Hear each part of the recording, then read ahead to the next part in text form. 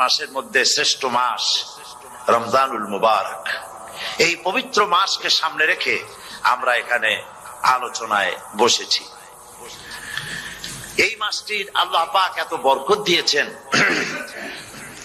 এই মাসটি সম্পর্কে রাসূল করিম সাল্লাল্লাহু আলাইহি ওয়াসাল্লাম আখিরি শাবানে খুতবা পেশ করেছিলেন এবং সেই খুতবায় তিনি বলেছিলেন, হে উপস্থিত জনগণ, হে মানব মণ্ডলী, আল্লাহ পাক আমাদের জন্য একটি পবিত্র মাস আমাদেরকে দিচ্ছেন, দান করেছেন, যে মাসটির নাম হচ্ছে রমাদান। রমাদান হচ্ছে রামদুন, রা মিম দত, রম ধাতু থেকে উৎপত্তি, এর অর্থ হচ্ছে জ্বালানো, পুড়িয়ে দেওয়া, ভস্ম করে দেওয়া। রমজান মুবারকে যারা নাকি সিয়াম সাধনা করে, আত্মত্যাগ করে, অর্থাৎ তিতিক্ষা, ত্যাগ এবং তিতিক্ষা করে, রমজান মুবারকে আল্লাহ পাক যেভাবে রোজা চান ওইভাবে যারা রোজা রাখে, তাদের সমস্ত গুনাহ সমূহকে আগুন যেমন আবর্জনাকে জ্বালিয়ে দেয়, রোজা যদি সঠিকভাবে কারো হয় তাহলে তার গুনাহগুলিকে এইভাবে জ্বালিয়ে ভস্ম করে দেয়। সুবহানাল্লাহ বিহামদিহি। এই রমজান আমাদের সামনে। আমি আমার আলোচনার শুরুতে আমি আপনাদের খেদমতে আরজ করতে চাই যে মাসটির মধ্যে আমরা প্রবেশ করতে যাচ্ছি, দুটি জিনিস আমাদের সামনে এখন।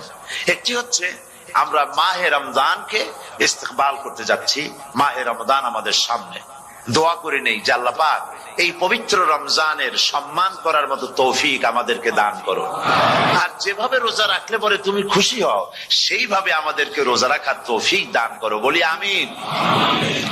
এটি হচ্ছে সর্বশ্রেষ্ঠ মাস আল্লাহ পাক মুসলমানদের জন্য দান করেছেন। আবারও বলি আলহামদুলিল্লাহ। কোরআন শরীফের মধ্যে আল্লাহ সমস্ত ইবাদতের কথা বলেছেন, কিন্তু ডিটেইলস আলোচনা করেন নাই। হজ করতে হবে, কিন্তু উকুফে আরাফা করতে হবে, রমিয়ে হিজার করতে হবে, রমিয়ে জিবার করতে হবে, তারপরে 7 বার তাওয়াফ করতে হবে, সাফা মারওয়া সাই করতে হবে। এগুলি কিন্তু কোরআন শরীফে আসে নাই, ডিটেইলস আসে নাই। নামাজ পড়তে হবে, কিন্তু জোহরে কয় রাকাত, আসরে কয় রাকাত, মাগরিবে কয় রাকাত, এই রাকাতগুলি কিভাবে বিন্যস্ত করতে হবে কোরআন শরীফে তা আসে নাই, বর্ণনা করা হয়নি। যাকাত দিতে হবে, কিন্তু কত টাকা হলে কত টাকা দিতে হবে, কত মন ধান হলে কতটুকু দিতে হবে, কত ছাগল হলে, কত গরু হলে, কত পরিমাণ সোনা হলে, কত পরিমাণ দ্রব্য মজুদ থাকলে যাকাত দিতে হবে, এর বিস্তারিত বিবরণ কোরআন শরীফে আসে নাই। চিন্তা হতে পারে যে তাহলে এগুলো আমরা পাইলাম কই? আমরা পেয়েছি কোরআনের ব্যাখ্যা হচ্ছে রাসূল করিম সাল্লাল্লাহু আলাইহি ওয়াসাল্লাম। হুজুর এটাকে আমাদেরকে বলে দিয়েছেন, তিনি সারে ছিলেন, শরীয়ত প্রণেতা ছিলেন। তো সমস্ত ইবাদতকে আল্লাহ পাক সংক্ষেপে সংক্ষেপে তিনি আউটলাইন অথবা গাইডলাইন তিনি দিয়েছেন আল্লাহ পাক। রমজান মুবারক হচ্ছে একমাত্র ইবাদত যে রমজান সম্পর্কে আল্লাহ পাক ডিটেইলস পূর্ণ একটি রুকু আল্লাহ পাক আলোচনা করেছেন। সুবহানাল্লাহ।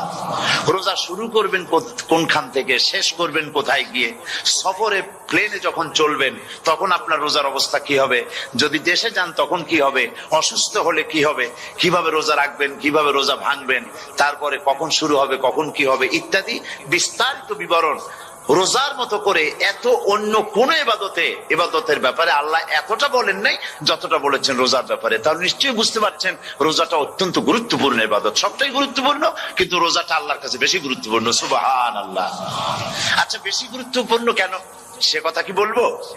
অবশ্যই বলবো। বেশি গুরুত্ব এই কারণে, আল্লাহ পাক বলেছেন, এটা হচ্ছে হাদিসে কুদসি। আল্লাহ পাক বলেছেন, আস-সাওমু লি ওয়া আনা আজজি বিহি। অন্য রিওয়ায়াতে এসেছে ওয়া আনা উজজা বিহি। আস-সাওমু লি, রোজা হলো আমার জন্য। কে বলতেছেন বলুন তো? আল্লাহ পাক বলছেন রোজা হচ্ছে আমার জন্য, রোজার পুরস্কার আমি দেব। অন্য বর্ণনায় এসেছে রোজা আমার জন্য আর রোজাদারের পুরস্কার আমি আল্লাহ নিজেই পুরস্কার। সুবহানাল্লাহ, সুবহানাল্লাহ। তাহলে প্রশ্ন আসে, আল্লাহ পাক বলছেন রোজা আমার জন্য, আস-সাওমু লি। আল্লাহ তো একথা কোথাও বলেননি আজ-যাকাতু লি, আস-সালাতু লি, আল-হাজ্জু লি, রোজা আমার কি বলে, যাকাত আমার জন্য, হজ আমার জন্য, নামাজ আমার জন্য, এ কথা কিন্তু আল্লাহ বলেন নাই। অবশ্যই আমরা যাকাত হোক, নামাজ হোক, হজ হোক কার জন্য করি? আল্লাহর জন্য করি। রমজানের ব্যাপারে আল্লাহ খাস করেছেন যে আস-সাওমু লি, রোজা আমার জন্য। এই কথাটার অর্থ কি, তাৎপর্য কি, ব্যাখ্যা কি, সিগনিফিকেন্স কি? এর সিগনিফিকেন্স হচ্ছে এই যে প্রত্যেকটা ইবাদতের দুটি ধরন আছে। কয়টা ধরন বলুন তো? দুটি ধরন। একটি ধরন হচ্ছে বাহ্যিক, আর একটা হচ্ছে আভ্যন্তরীণ। প্রত্যেকটা ইবাদতের দুটি দিক আছে, একটা মানুষকে দেখানো আর একটা ভেতরের। যেমন নামাজ, একটি লোক নামাজ পড়ে না, কিন্তু এমন একটা সমাবেশের মধ্যে পড়ে গেছে, সবাই নামাজ পড়ে। এখন আমি যদি নামাজ না পড়ি তাহলে লোকে বলবে কি? তখন উজু আছে কি না আছে দাঁড়ায় গেল, আল্লাহু আকবার। তাহলে দেখা গেল নামাজ আল্লাহর জন্য পড়ে, আবার মানুষের জন্য দেখাবার জন্য করে। যাকাত এটা দেয় মানুষে, তার নিয়তটাকে আল্লাহ পাক ভালো জানেন। কিন্তু কিছু লোক তেমন আছে, যাকাতের নামে লুঙ্গি, আমাদের দেশে আছে, এখানে কি করে আমি জানি না, লুঙ্গি শাড়ি কিনে তারপরে বাড়িতে সব জমা করে এরপরে গরিবদের দাওয়াত দেয় এবং সকলকে দেখায় এভাবে লুঙ্গি দিল, শাড়ি দিল, লোকেরা দেখলো যে যাকাত দিল, খুব যাকাত দিয়েছে। কোরবানির ব্যাপারে এভাবে বিরাট একটা গরু কিনলো, কিনে মানুষকে দেখাইলো। চট্টগ্রামে আছে সবচেয়ে বড় দামের গরু একটা কিনে গরুর গলায় মালা একটা পরাইয়া তারপরে শহর ঘুরায়। এখন অবশ্য এটা কমে গেছে আগের থেকে অনেক।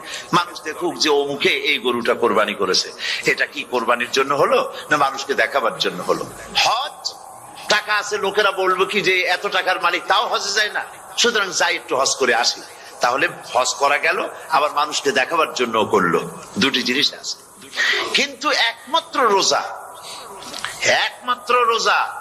রোজা যদি কেউ রাখে মানুষকে দেখাবার জন্য, সকাল থেকে শুরু করে সন্ধ্যা পর্যন্ত না খাইয়া কোনো পাগলও থাকবে না। বলেন আপনারা ঠিক কিনা? সে তো মানুষকে দেখাবার জন্য দাঁত পরিষ্কার করে নিল, আর দুপুরে ভাত খাই নিল, বউতেও টের পাইল না। পারবে কিনা? পারবে। টয়লেটে গিয়ে খাই নিল ভালো করে, কোন একটা আড়াল জায়গা নিয়ে খেয়ে গেল, বাচ্চাও দেখলো না, বউতেও দেখলো না, খেয়ে নিল। তাহলে সে তো রোজা রাখলো না। আল্লাহ পাক বলছেন আস-সাওমু লি, রোজা হচ্ছে আমার জন্য। যে রোজা রাখে আমার জন্যই রাখে, মানুষকে দেখাবার জন্য সারাদিন না খাইয়ে থাকার কোনো প্রশ্নই ওঠে না। সুবহানাল্লাহ। সুতরাং রোজা যে রাখলো সে আমার জন্যই রাখলো। ওয়া আনা আজজি বিহি, রোজার পুরস্কার আমি আমার হাত দিয়ে দেব। সুবহানাল্লাহ, আমার হাত দিয়ে দেব। ম্যানেজার যদি বলে এই কাজগুলি করলে পরে বেতন, নির্ধারিত বেতন পাবা, আর এইটা যদি করো তাহলে বেতনটা আমি দেবো আমার হাত দিয়া, তাহলে এমপ্লয় যারা তারা বুঝতেই পারবে যে মালিক যখন নিজেই দেবে তাহলে ম্যানেজারের মতো দেবে না, মালিক মালিকের মতোই বড় করে দেবে। তো আল্লাহ পাক ফেরেশতাদের কাছে এটা রাখেন নাই, সব নাকি তোমরা লেখো গিয়া, আর রোজার সওয়াব আমার হাত দিয়ে আমি দেবো। সুবহানাল্লাহ। এরপরে আল্লাহ পাক বলছেন, অন্য রেওয়ায়েতে এসেছে রোজা আমার জন্য, আর রোজাদারের পুরস্কার আর কিচ্ছু না, রোজাদারের পুরস্কার আমি আল্লাহ নিজেই পুরস্কার হয়ে যাব। সুবহানাল্লাহ। হাদিস শরীফে এসেছে রোজা রাখলে পরে ক্ষুধার কারণে, খালি পেটে থাকার কারণে টক্সিন জাতীয় এক প্রকারের গ্যাস তৈরি হয় পেটের ভেতরে, স্টমাকের মধ্যে, ফলে মুখে এক রকমের দুর্গন্ধের সৃষ্টি হয়। নবীজি বলেছেন রোজাদারের মুখের থেকে যে গন্ধ বের হয় আল্লাহ পাকের কাছে রোজাদারের মুখের গন্ধ মেশক আম্বারের চাইতে বেশি পবিত্র। আপনার মুখের গন্ধটাও আল্লাহর কাছে পবিত্র। রোজাদারদের জন্য জান্নাতের একটি দরওয়াজা খাস করে রাখা হয়েছে, যার নাম রায়্যান। এই দরওয়াজা রোজাদারদের জন্য, কেবলমাত্র রোজাদারেরা সেখান থেকে প্রবেশ করবে, আর কেউ প্রবেশ করতে পারবে না। এই রোজাদারদের সম্পর্কে আল্লাহ পাক বলেছেন, হাদিস শরীফে এসেছে, বুখারী শরীফের হাদিস, রাসূল করিম সাল্লাল্লাহু আলাইহি ওয়াসাল্লাম বলেছেন, লিস-সাইমে ফারহাতান, ফারহাতুন ইনদা ফিতরিহি ওয়া ফারহাতুন ইনদা লিকাই রাব্বিহি। রোজাদারের জন্য দুইটা খুশি। কয়টা খুশি বলুন তো? কে বলছেন? আল্লাহ রাসূল বলছেন রোজাদারের জন্য দুইটা খুশি। লিস-সাইমে ফারহাতান, দুটি খুশি। ফারহাতুন ইনদা ফিতরিহি, একটা খুশি হচ্ছে ইফতারের সময়। এই ফিতরিহি দুটি কথা, এই একটি কথার দুটি ব্যাখ্যা হয়। একটা হচ্ছে ইফতারের সময়, ইফতারের কথা বলা হয়েছে, আর ঈদের কথাও এর মধ্যে বলা হয়েছে। ইফতারের সময় হলো একটা খুশি, আর একটা খুশি হচ্ছে ইনদা লিকাই রাব্বিহি, যখন রোজাদারের সঙ্গে আল্লাহ পাক দেখা করবেন তখন হবে আরেকটা খুশি। তার মানে হচ্ছে রোজাদারদের সঙ্গে স্পেশাল আল্লাহ রাব্বুল আলামিন সাক্ষাৎকারের ব্যবস্থা করবেন। সুবহানাল্লাহ। তাহলে দুটি জিনিস হলো, একটা হলো ইফতারের জন্য দুটা, রোজাদারের জন্য দুটা খুশি, একটা হলো ইফতারের সময়, আর একটা হচ্ছে আল্লাহর সঙ্গে যখন দেখা করবে। তো ইফতারের যে খুশিটা, এই খুশি রোজাদার ছাড়া কেউ বুঝবে না। ইফতার সারাদিন রোজা রাখার পর সামনে পেঁয়াজি, বেগুনি, সালাদ, তরমুজ, মিষ্টি, তারপরে আম্বালা সুইট মিটের নানান রকমের মিষ্টি, এরপরে মুড়ি, কত কিছু সব সামনে নিয়ে বসে আছে। দেখছেন অবস্থা, সমস্ত কিছু সামনে বসা, ঘড়ির দিকে তাকানো। আপনি যদি 5 মিনিট আগে খান, ফেরেশতা এসে মুখের উপর থাপ্পড় মারবে, বেটা খাইলি কেন বলবে? কেউ বলবে না। কোন ফেরেশতা লাঠি নিয়ে দাঁড়ায় আছে? দাঁড়ায় নাই, কিন্তু আপনি খাচ্ছেন না কেন? সুবহানাল্লাহ, সুবহানাল্লাহ বলবেন না? অন্তত 1500 বছর আগে আল্লাহ রাব্বুল আলামিন নির্দেশ করে রেখেছেন, সূর্য সাদা হওয়া থেকে, পূর্ব দিগন্ত সাদা হওয়া থেকে শুরু করে পশ্চিম দিগন্তে যখন কালো হয়ে কালো রেখা দেখা দেবে, যখন মাগরিব হয়ে যাবে, সূর্যাস্ত যাবে, ততক্ষণ পানাহার আর স্ত্রী সম্ভোগ থেকে বিরত থাকো। 1500 বছর আগে আল্লাহ রাব্বুল আলামিনের এই নোটিশ কিভাবে কার্যকরী হচ্ছে উম্মতের মধ্যে, মুসলমানদের ভেতরে। খাবার সামনে আসে, পিপাসা লেগেছে, এখন তো পিপাসা লাগে না, খুব ঠান্ডার সময়, এখন রোজা রাখতে খুব মজা হবে, তাই না? খুব মজার রোজা। কিন্তু এই রোজা যখন জুন মাস আর জুলাই মাসে আসবে, তখন টের পায় মানুষ রোজা কাহাকে বলে। প্রচন্ড পিপাসা, সামনে সব খাবার পড়ে আছে, একটা খাবারের দিকে রোজাদারের হাত যায় না, ঘড়ির দিকে তাকায় আর চুপ করে বসে বসে আল্লাহর জিকির করতে থাকে। আল্লাহ কয়, ফেরেশতারা দেখ, এই বান্দা বানাইতে নিষেধ করছিলি। সুবহানাল্লাহ। আল্লাহ খুশি হয়ে যায়। রোজাদার অপেক্ষা করতে থাকে, ঠিক যখন কাটায় কাটায় সময়টা এসে গেছে, তখন আল্লাহর নাম করে খুরমা দিয়ে, পানি দিয়ে ইফতার শুরু করে দিল। আল্লাহ পাক খুশি হয়ে গেলেন। এই যে ইফতার, সারাদিন রোজা রেখে ইফতার করায় যে মজা, রোজা রাখলো না এরকম লোকেরাও কিন্তু ইফতার করে, করে না? পুরান ঢাকায় আছে, ঢাকার তো কয়েকটা এলাকা আছে, পুরান ঢাকার লোকেরা নাকি বলে যে, যারা রোজা রাখে না তারা বলে যে, রোজা না রাখে একরকম পাপ করছি, আর ইফতার না করে কবিরা গুনাহ করবো নাকি, ইফতার তো করাই লাগবে। তো খুব মজা করে ইফতার করে তারা। তো সারাদিন রোজা রেখে পেঁয়াজি, ছোলা, বুট, মুড়ি খাওয়ায় যে মজা, সারাদিন ভাত খাইয়া তারপরে ইফতারে শরীক হওয়া, ছাগলে ঘাস খাইলে যেমন লাগে ওইরকম তার মুখে লাগে, এই মজা পাবে না। রোজাদারের যে মজা লাগে সেই মজা সে পাবে না। সারা মাস রোজা থাকার পর, আল্লাহর হুকুম মেনে সারা রাত রোজা রাখার পর, তারপরে ঈদের দিনে জামা কাপড় পরিষ্কার করে, শেরওয়ানি গায়ে লাগাইয়া, পাঞ্জাবি পরে, আতর মেখে, এরপরে ঈদের জামাতে যখন দাঁড়ায় যায়, সে যে মজা পায়, সারা মাস রোজা রেখে ঈদের জামাতে গিয়ে সে যে মজা পায়, যে রোজা রাখলো না, ঈদের দিনে খুব জামা, পাজামা, সেন্ট এগুলো মেখে টেকে প্রথম কাতারে গিয়ে দাঁড়ায় গেছে, ও সেই মজা পাবে না। ওর মনের মধ্যে একটা চোর চোর ভাব থেকেই যায়। সে মনে মনে ভাবে, এই জামাত আমার না, জোর করে আসছি, এখানে দাঁড়াবার যোগ্যতা আমার নাই। মনের মধ্যে সে একটা অপরাধী ফিল করে, সে ফিল করতে থাকে। সুতরাং রোজাদারের জন্য দুইটা খুশি, একটা হচ্ছে ইফতারের সময়, আর একটা খুশি হবে যখন আল্লাহ তাদেরকে দেখা দেবেন। সুবহানাল্লাহ। এই রোজা আল্লাহ পাক দান করেছেন। আচ্ছা, কি জন্য রোজা আমাদের দিলেন?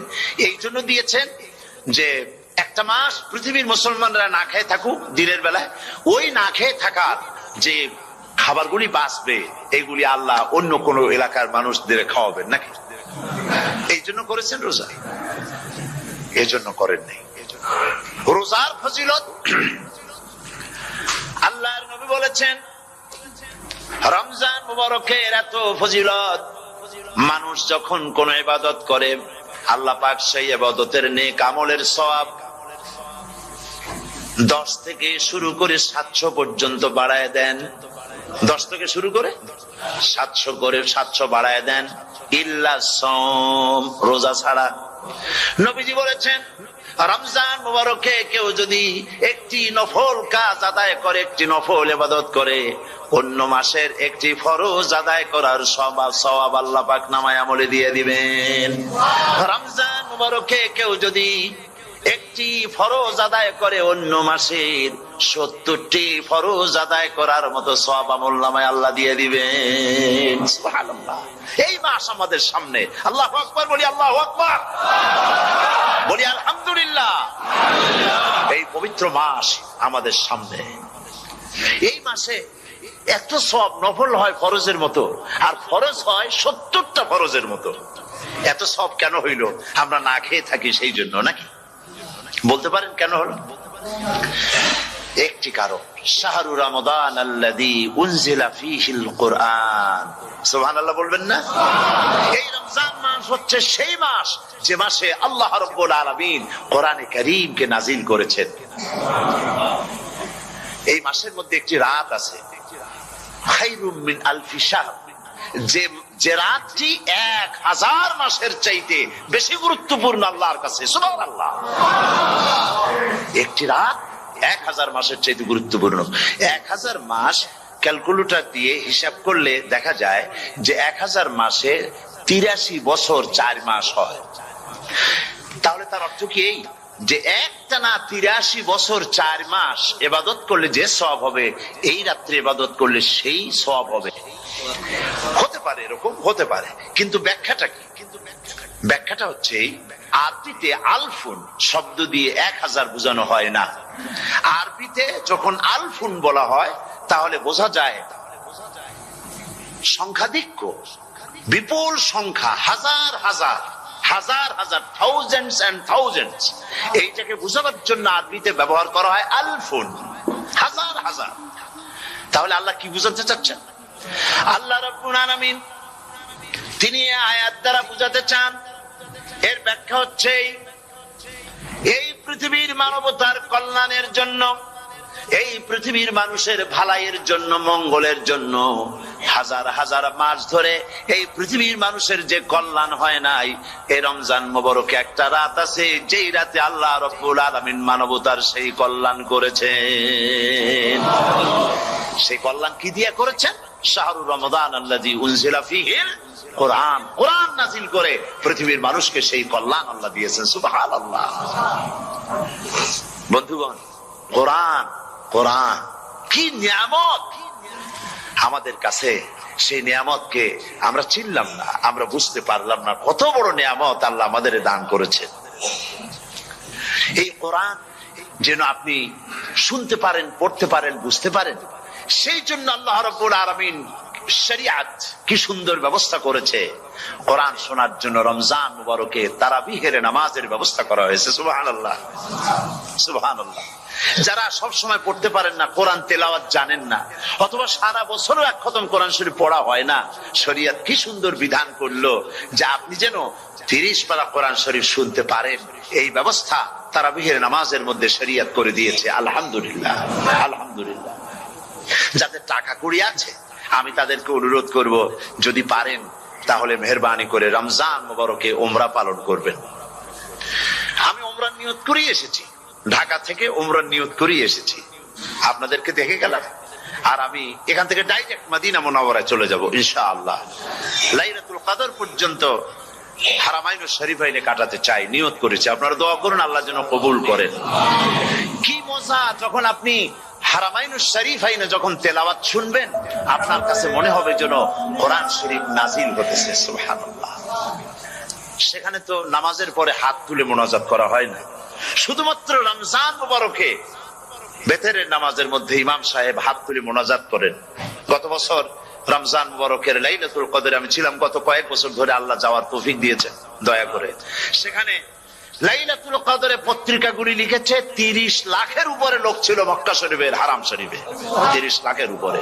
যখন তেলাওয়াত হচ্ছে, মোনাজাত করতেছেন ইমাম সাহেব কাঁপতেছেন, মোনাজাত করতেছেন, কাঁদতেছেন, আর গোটা হারাম জুড়ে কান্নার রোল পড়ে গিয়েছে। কিভাবে কাঁদতেছেন? সারাদিন মানুষ রোজা রেখে তারপরে ইফতার করতে যখন বসে, আমি সেই জান্নাতের কথা কেমনে আপনাদের বুঝাবো? রসগোল্লা কেমন লাগে বক্তৃতা দিয়ে 6 ঘন্টা বক্তৃতা দিয়েও বোঝানো যাবে না। যদি মুখের মধ্যে ঢুকাইতে পারি তাহলে বুঝবেন যে মজাটা কি। এটা তো আমি বুঝাইতে পারবো না কি মজাটা লাগে। সারাদিন রোজা রাখার পর সমস্ত লক্ষ লক্ষ মুসল্লিরা বসে আছে মক্কা শরীফে, কাবা শরীফ সামনে, এখানে বসে আছে। রোজাদারের সামনে আছে জমজমের পানি আর মদিনা মুনাওয়ারার খুরমা। আল্লাহর ঘর সামনে, জান্নাতের থেকে আর কাকে বলে? সুবহানাল্লাহ। আর মসজিদে নববীর ভিতরে মদিনার আকর্ষণ কাশাস আলাদা। মদিনা শরীফের আপনাকে যদি পাইয়া যায় কোন আরব, কোন মাদানী, আপনারা ছাড়বি না, আদর করে পাশে বসাবে, তোমারে আমি এই জিনিস খাওয়াবো, এইটা দিয়ে ইফতার করাবো, আমার কাছ দিয়ে তুমি উঠতেই পারবে না। আপনাকে জোর করে বসাই দিবে মসজিদে নববীতে, রিয়াদুল জান্নাহ, রাসূল করিম সাল্লাল্লাহু আলাইহি ওয়াসাল্লামের কবর শরীফের কাছে বসে আপনি ইফতার করতেছেন। কত বড় নসিব! সেই জন্য আমি বলি, হলিডে করার জন্য আমেরিকা, সিঙ্গাপুর, হাবিজাবি এই সমস্ত ঘুরে কোনো লাভ নাই। হলিডে করতে চান, রমজান মুবারকে চলে যান হারামাইন শরীফেন, মদিনা আল মুনাওয়ারা, মক্কা আল মুকাররমা। খুব কপাল খুলে যাবে, জিন্দেগীর সমস্ত গুনাহ খাতা আল্লাহ পাক মাফ করে দিবেন। রাসূল করিম সাল্লাল্লাহু আলাইহি ওয়াসাল্লাম বলেছেন, রমজান মুবারকে যে উমরা করলো সেজন্য হজ আদায় করলো। সুবহানাল্লাহ। অন্য রিওয়ায়াতে এসেছে, যে ব্যক্তি রমজান মুবারকে উমরা করলো সেজন্য আমার সাথে হজ আদায় করলো। সুবহানাল্লাহ। তো বলতেছিলাম যে কোরআনে কারীম হচ্ছে একটি বিরাট নিয়ামত। এই নিয়ামত শোনানো হয় রমজান মুবারকে। আমি এবার এসে খুব খুশি হলাম একথা শুনে যে ইস্ট লন্ডন মসজিদ তারা একটা ব্যবস্থা করেছে, সুন্দর একটা রেডিও তারা আবিষ্কার করেছে। না কি করছেন আপনারা? ট্রান্সমিটার তৈরি করেছেন। ওনারা ওখানে রেডিও বিক্রি করেন। আপনারা বহুটা খরচ করেছেন, তারা হাজার হাজার পাউন্ড খরচ করে টাওয়ার বানিয়েছেন এবং একটা ফ্রিকোয়েন্সি তারা নিজেরা নিয়েছেন, আর রেডিওগুলি 125 পাউন্ড করে ওনারা দিচ্ছেন খরচ হিসেবে। এটা যারা নিয়ে যায় ঘরের মধ্যে বসে তারাবিহের তেলাওয়াত তারা শুনতে পাবেন। মহিলারা অনেক সময় আসতে পারেন না, মহিলারা ঘরে বসে শুনতে পারবেন। ওই ইস্ট লন্ডন মসজিদে যত ওয়াজ হবে, তেলাওয়াত হবে, নামাজ হবে, আজান হবে, ওয়াজ হবে, জিকির হবে, সব আপনার ঘরে বসে আপনি শুনতে পারবেন। আল্লাহ রাব্বুল আলামিন এই ইকদামকে, এই পদক্ষেপকে আল্লাহ কবুল করুন, সবাই বলেন আমিন। এবং প্রত্যেকের ঘরে ঘরে এই রেডিও পৌঁছে যাক, আমরা বলি আমিন। আল্লাহ যেন কবুল করেন। আপনি ঘরে বসে মসজিদের সমস্ত প্রোগ্রাম পেতে পারবেন। আর কি সুন্দর, সেখানে যিনি তেলাওয়াত করেন, আজান দেন, আলহামদুলিল্লাহ, তার আজান শুনলে পরে তো মনে হয় যে আমি মক্কা শরীফে চলে গেছি, মদিনায় চলে গেছি। আর তেলাওয়াত কত সুন্দর, আলহামদুলিল্লাহ। আল্লাহ তার প্রতি রহম করুন, আমরা বলি আমিন। সুতরাং বলতেছিলাম যে এই পবিত্র রমজানুল মুবারক, এটি কি জিনিসটা, কি জিনিসটা বুঝাবার জন্য আমি বলি, যেমন এই ঘড়িটা এটা কেনার পর 2-1 বছর পর এটা ফাস্ট হয় অথবা কি হয়, স্লো হয়ে যায়। তখন এটাকে সারার জন্য আমরা হসপিটালে দিই। হসপিটাল মানে লন্ডন হসপিটাল না, ঘড়িরও হসপিটাল আছে। তো ঘড়ির হসপিটালে দিলাম, ওরা এটাকে দেখে শুনে ওয়াইলিং করে টরে দিল ঠিক মতো। একবার যদি ঠিক করে দিল, আবার আমার 1-2 বছর চললো, আর কোনো ডিস্টার্ব করবে না, ঠিক কিনা? আপনার গাড়ির ইঞ্জিন যদি কোন রকমের অসুবিধা করে, তাহলে গাড়ির ইঞ্জিনকে ওভারহোলিং করতে হয়, ইঞ্জিন ডাউন দিতে হয়। একবার যদি ইঞ্জিন ডাউন দিলেন, ওভারহোলিং করলেন, তাহলে আপনার এই গাড়ি 5-6 বছরের জন্য আর হাত দিতে হবে না। এ কথাগুলি বুঝতে পারছেন কিনা? সারা জীবন, সারা মাস অন্যায় করার পরে, গুনাহ করার পরে মানুষের অন্তঃকরণে কালিমা লেগে যায়। আল্লাহ রাব্বুল আলামিন রমজান মুবারকের একটা ব্যবস্থা করেছেন, ইঞ্জিন ওভারহোলিং এর মতো, ইঞ্জিন ডাউন দেওয়ার মতো। আপনার কালকে, আপনার আত্মাকে, আপনার বিবেককে, আমার বিবেককে পরিষ্কার করার জন্য রমজান মাস করে দিয়েছেন। রমজান মুবারকের একটি মাসের কোর্স যদি কমপ্লিট করা যায়, তাকওয়া দিয়া যদি ভরে দেওয়া যায়, তাহলে বাকি 11 মাস আরামসে চলবে, কোনো অসুবিধা হবে না। নবীজি বলেছেন, রমজান মুবারকে মাস আসার সঙ্গে সঙ্গে আল্লাহ রাব্বুল আলামিন তিনি জান্নাতের সমস্ত দরজাগুলি খুলে দেন, আর জাহান্নামের সব দরজাগুলি আল্লাহ রাব্বুল আলামিন বন্ধ করে দেন। সুবহানাল্লাহ। আর শয়তানকে শৃঙ্খল দিয়ে বেঁধে ফেলা হয়, শিকল দিয়ে শয়তানদের বান্ধা হয়ে যায়। এই হাদিসটা যখনই শোনাই বিভিন্ন জায়গায়, লোকেরা বিভিন্ন জায়গায় প্রশ্ন করে, হুজুর কোন তো যে শয়তানরে বাঁধতে হয়, কিন্তু রমজান মাস তো লোকেরা মদ খায়, মিথ্যা কথা কয়, তাহলে শয়তান বান্ধা থাকলো কেমনে? আমি বলি দেখেন এর ব্যাখ্যা আছে। এর ব্যাখ্যা হলো এই, কোন কোন ঘড়ি আছে একবার চাবি দিলে 6 মাস চলে, আর একবার চাবি দিলে 2 বছর চলে, আবার চাবি দিলে লাইফ চলে যায়, এরকমের ঘড়িও আছে। কোন কোন মানুষের শয়তানে এমন চাবি দিচ্ছে যে চাবিতে 6 মাস চলে, কোনটায় 10 মাস চলে, কোনটায় বছর চলে। রোজার মাসেও যারা গুনাহ করে শয়তানে এমন চাবি দিছে যে রোজার মাসেও বন্ধ হচ্ছে না, এরা শয়তানের খপ্পরে পড়ে গেছে। আল্লাহ এই চাবি থেকে মুসলমানদেরকে হেফাজত করুন, বলি আমিন। জোরে বলেন আমিন। শয়তান থেকে পানাহ কেউ দিতে পারে না, কোন গভর্নমেন্ট পারবে না। ব্রিটিশ গভর্নমেন্ট পারবে নাকি? American government? কেউ পারবে না। শয়তান থেকে পানাহ দিতে পারে কেবলমাত্র কে? ওই আল্লাহ রাব্বুল আলামিন আমাদেরকে শিখায় দিয়েছেন শয়তানের ওয়াসওয়াসা থেকে আমার কাছে পানাহ চাও। আউযু বিল্লাহি মিনাশ শাইতানির রাজীম। বিতাড়িত মরদুদ শয়তানের ওয়াসওয়াসা থেকে পানাহ চাই, আল্লাহর কাছে পানাহ চাও। আল্লাহ পাক বলেন আমি পানাহ দিতে পারি শয়তানের ওয়াসওয়াসা থেকে। শয়তান থেকে আশ্রয় একমাত্র সিকিউর, নিরাপত্তা পেয়েছেন আল্লাহর পয়গম্বরেরা। সুবহানাল্লাহ। আম্বিয়া আলাইহিমুস সালাম তারা আল্লাহ কর্তৃক নিয়ন্ত্রিত, শয়তানের ক্ষমতা নাই পয়গম্বরদের কাছে যাওয়া। চতুর সীমানার ভেতরে শয়তান প্রবেশ করে কোন নবীকে ওয়াসওয়াসা দিতে পারবে না, বলি সুবহানাল্লাহ। এই জন্য শয়তান থেকে বেঁচে যাওয়া, শয়তানের ওয়াসওয়াসা থেকে বাঁচা খুবই কঠিন। সেই জন্য আল্লাহ পাক বলছে শয়তানকে বেঁধে রাখা হয়, জান্নাতের সমস্ত দরজা খোলা, জাহান্নামের সমস্ত দরওয়াজা বন্ধ হয়ে যায়। এই নিয়ামতের মাস আমাদের সামনে। প্রত্যেকটি যখন কোন ওয়ার্কশপ হয়, তো ওয়ার্কশপের জন্য এক একটা কি বলে সিলেবাস থাকে। রমজান মুবারক একটা ওয়ার্কশপ, এই ওয়ার্কশপের মধ্যে একটা সিলেবাস আছে, সেই সিলেবাসের নাম হচ্ছে কোরআন। কোরআন কোরআন কোরআন নাজিলের মাসে আমরা কি কোরআন তেলাওয়াত করি? বলেন। রোজা হচ্ছে, হাদিস শরীফের মধ্যে বলা হয়েছে আস-সাওমু জুন্নাহ, রোজা হচ্ছে ঢাল। রোজা কি কন্ত? ঢাল। বোঝেন তো ঢাল কি? প্রোটেক্টর। আপনি জিহাদের ময়দানে, যুদ্ধের ময়দানে নিরাপত্তার জন্য, বাইরের থেকে আক্রমণকে ভিড়াবার জন্য কি ব্যবহার করেন? ঢাল ব্যবহার করেন। রোজা হচ্ছে ঢাল, শয়তানের সমস্ত আক্রমণ থেকে বাঁচার জন্য রোজা হচ্ছে ঢাল।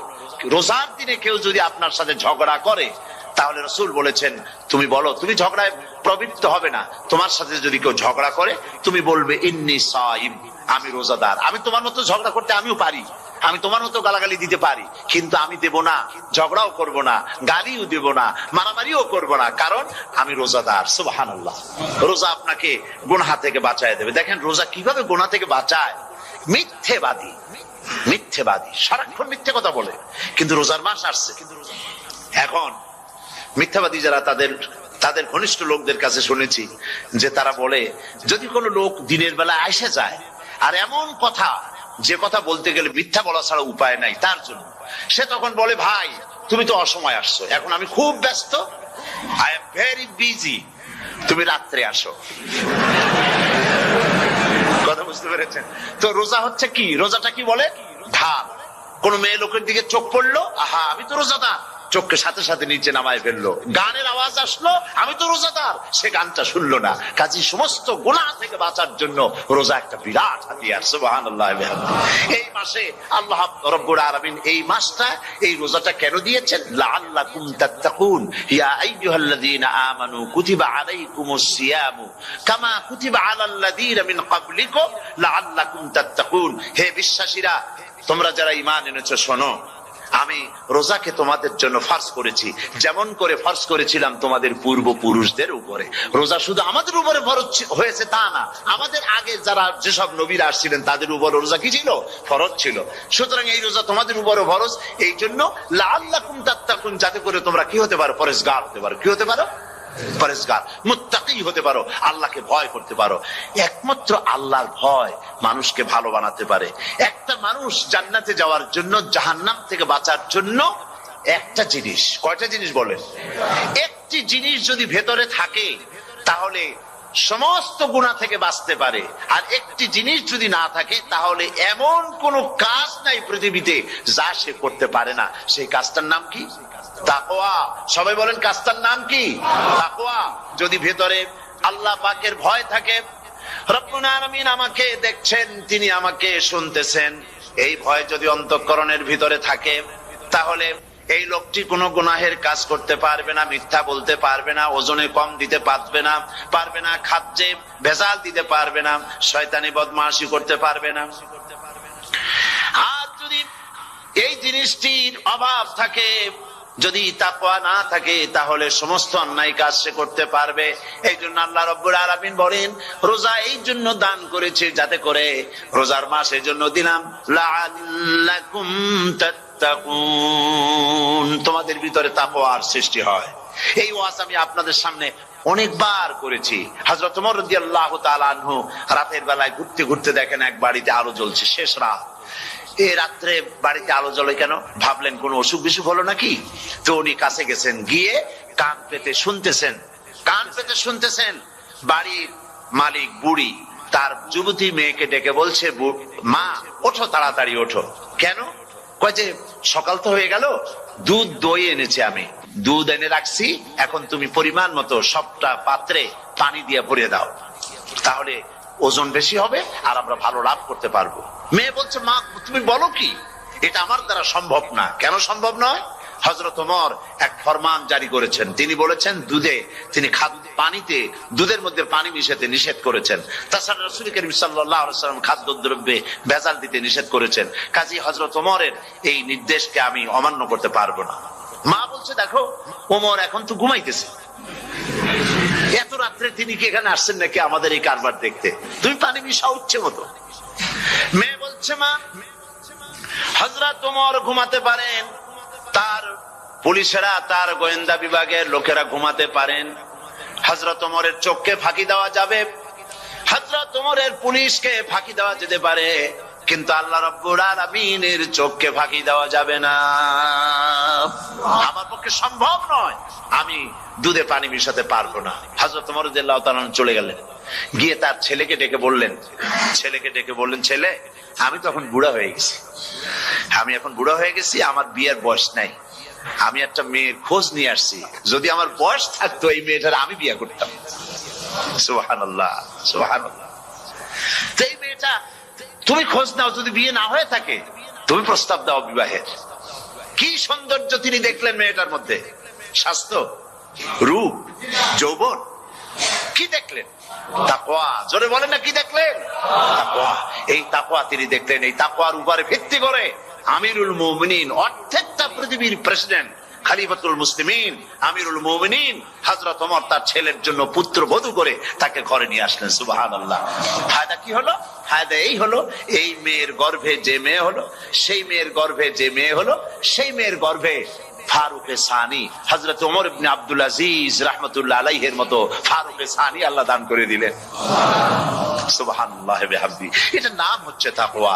এই তাকওয়ার ব্যাপারে হযরত ওমর রাদিয়াল্লাহু তাআলা আনহু তিনি হযরত কাব বিন উবাই রাদিয়াল্লাহু তাআলা আনহুকে জিজ্ঞেস করেছিলেন যে তাকওয়ার একটা ব্যাখ্যা আপনি কি আমাকে বলতে পারেন, তাকওয়ার ব্যাখ্যাটা কি? তিনি বললেন, হ্যাঁ পারি। কি ব্যাখ্যা?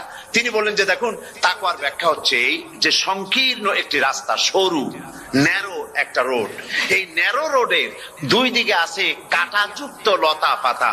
এই কাঁটাযুক্ত লতা পাতার মধ্য দিয়ে এই সরু রাস্তা দিয়ে আপনি যখন যাবেন তো কিভাবে যাবেন? হযরত ওমর বললেন, আমার জামা কাপড় এইভাবে খুব আটোসাটো করে আমরা যাব, যাতে করে গায়ের চামড়াও না ছেড়ে আমার জামাও যাতে না ছিঁড়ে যায়। হযরত কাব বিন উবাই রাদিয়াল্লাহু তাআলা আনহু বলছেন, এটার নামই হচ্ছে তাকওয়া। এটার নাম কি? তাকওয়া। এটার নাম হচ্ছে তাকওয়া। দুনিয়ার অসংখ্য পাপের ভেতর থেকে আপনি চলে যাবেন, পাপ যেন আপনাকে স্পর্শ করতে না পারে। এটার নাম তাকওয়া। বাইন মাছ নিশ্চয়ই খেয়েছেন আপনারা, না লন্ডনে পাওয়া যায় না?